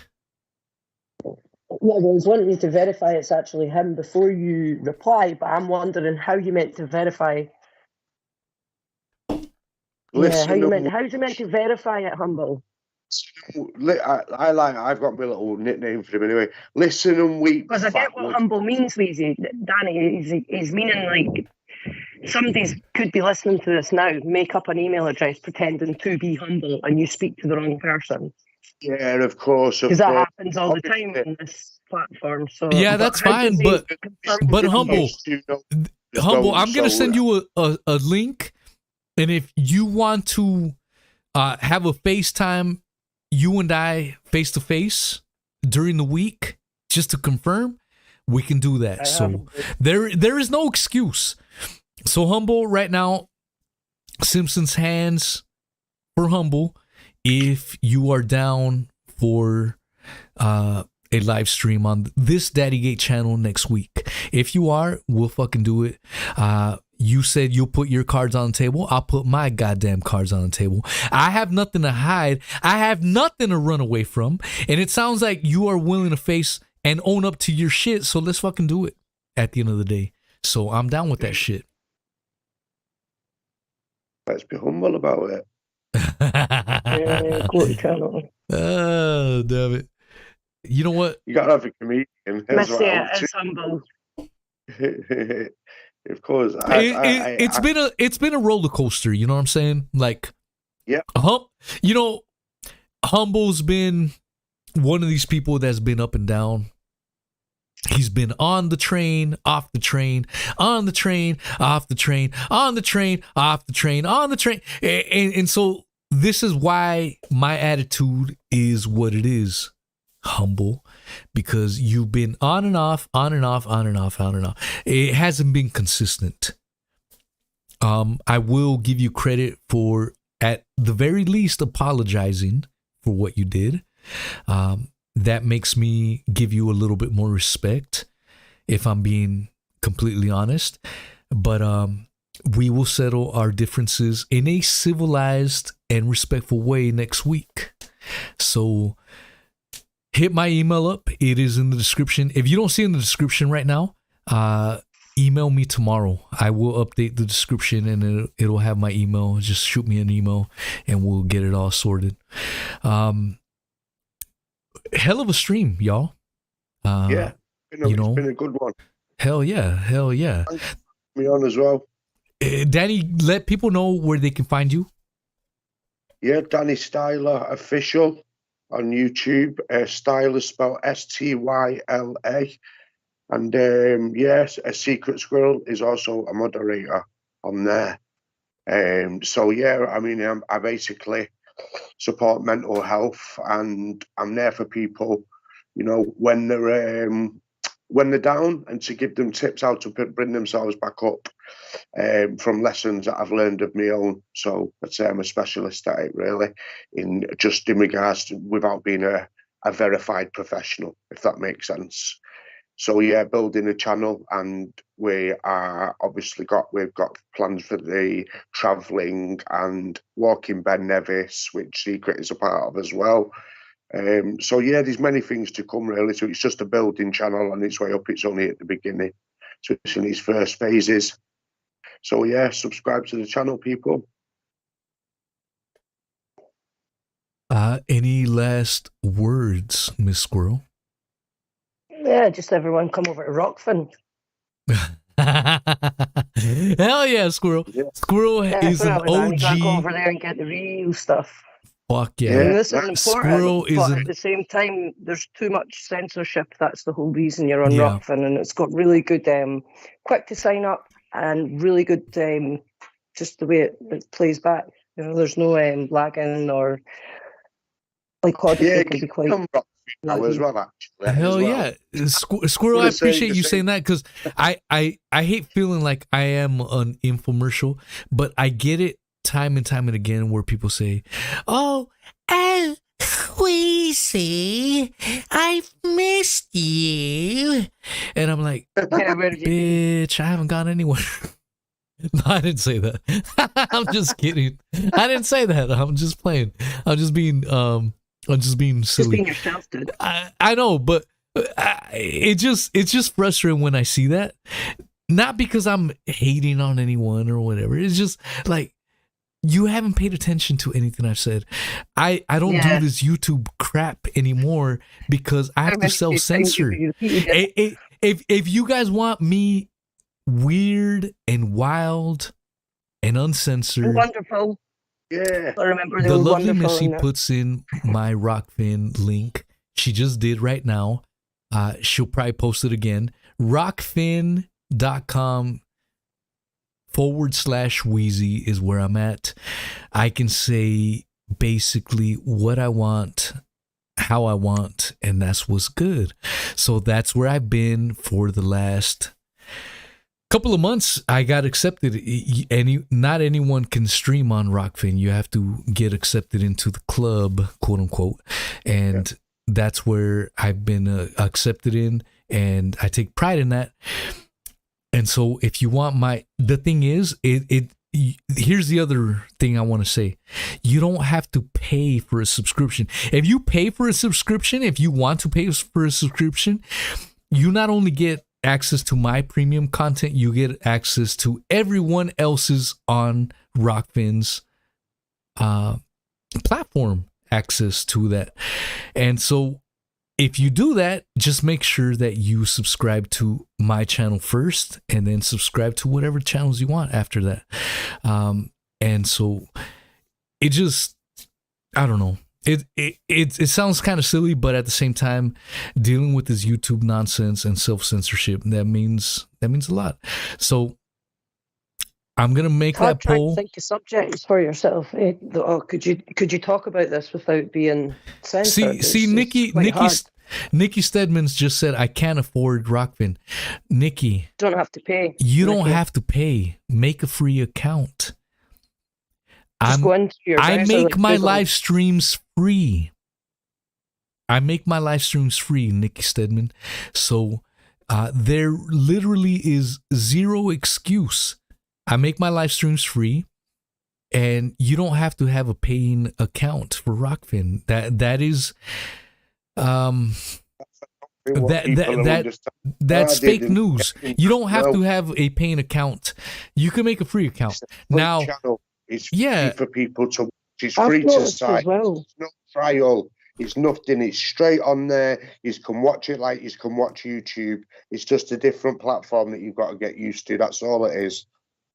There's very few people put premium actual paid stuff on it anyway. I've noticed that most people, if they've got a paywall, it's on what's that one called, Patreon or something like that. I don't know. I want to give a shout out. I want to give a shout out to Heather. She said, "Much love to all except Heather." Heather.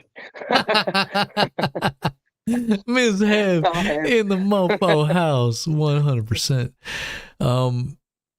Yeah, it's funny, but just throw that in. Again, there's people that probably listen to like, oh my God, I haven't heard Wheezy in years.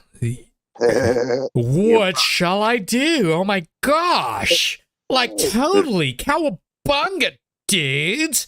Yeah. They're probably doing that shit. And I'm like, dude, quit fucking twirling. I'm on Rockfin. I'm on Odyssey. Problem solved. So if you like my styles, I know I cuss a lot. I know I swears a lot. But if you like the style, follow me on Rockfin and Odyssey. That's where I'm at. And if you like only audio versions, follow me on Spotify. What is Truth Podcast by Wheezy on Spotify, Apple Podcast. And if you do follow me on audio podcasts, I am asking you to leave a 5-star review, positive comments. If you think my podcasts suck, just don't leave me a review. Just skip it. If you think it sucks, just fuck it. Just leave it be. But don't fucking leave me a bad review. But if you do like it, please, the positive reviews help me out. After being canceled by Sean Atwood, it's been a grind to try to get my shit up. It's worse than Viagra. You know what I'm saying? Like, I've been having softies and softies and softies ever since I got banned off of Google. So for you guys to be you guys can be my Viagra by, even if you don't listen to audio podcasts, let's say you like the Rockfin videos instead. You guys can be my Viagra by going to Spotify and Apple Podcasts, or both of them preferably. But if you can do both and just give me 5 stars, a good review, that would be my Viagra. It's been, I can't stress it enough, it's been fucking nightmarish being banned off of YouTube. So that would be your way to show me your gratitude and show me that you guys care, man. And I would truly appreciate you. That's coming from the bottom of my heart. I'm not trying to be silly anymore, but I'm being serious. That means a lot. So we've had 21 people give me 5 stars on Spotify. 21 people. I know we can get that over 100 easily. So that would mean a shit ton. And that would help me a lot. I don't make money off of this. It's just getting the word out. At the end of the day, I'm not asking for fucking money at all. So it's a free thing. All it takes is time to set apart and actually do the review. And if you're doing Spotify, it doesn't even take time to do Spotify. All you do is hit 5 stars. Boom. It might ask you that you have to listen to a couple of episodes. So you literally have to listen to 30 seconds of an episode before you can give a 5-star review. So it only takes time. It doesn't take any goddamn money. So that's how you can help me. I've been fucking banned by Sean Atwood. I've been cancel cultured by Sean Atwood. And if you guys want to help me out, that's one way to help me out. So I would definitely appreciate it. Sorry. That's exactly it. All right, y'all. Well, we will cancel it. I'm going to shut down the computer. There will be no outro music because my fucking mouse is fucking malfunction. I'm hoping hoping it doesn't work, or hoping it doesn't work. I'm fucking drunk. I'm hoping it works tomorrow. Maybe I just need to reset the computer and it'll work. But I fucking spilled my beer on my fucking desk, and then the mouse got infiltrated by the alcoholisms, and as a result, it doesn't work. And I'm drunk as fuck right now. All right, y'all. Much love. Take it easy. Much love, Squirrel. Right. Much love, Danny Squirrel. Or Danny Squirrel. Fucking Danny Stein. Danny Squirrel. Much love to everyone that came out. All right, I'm going to shut this computer down. Much love, y'all.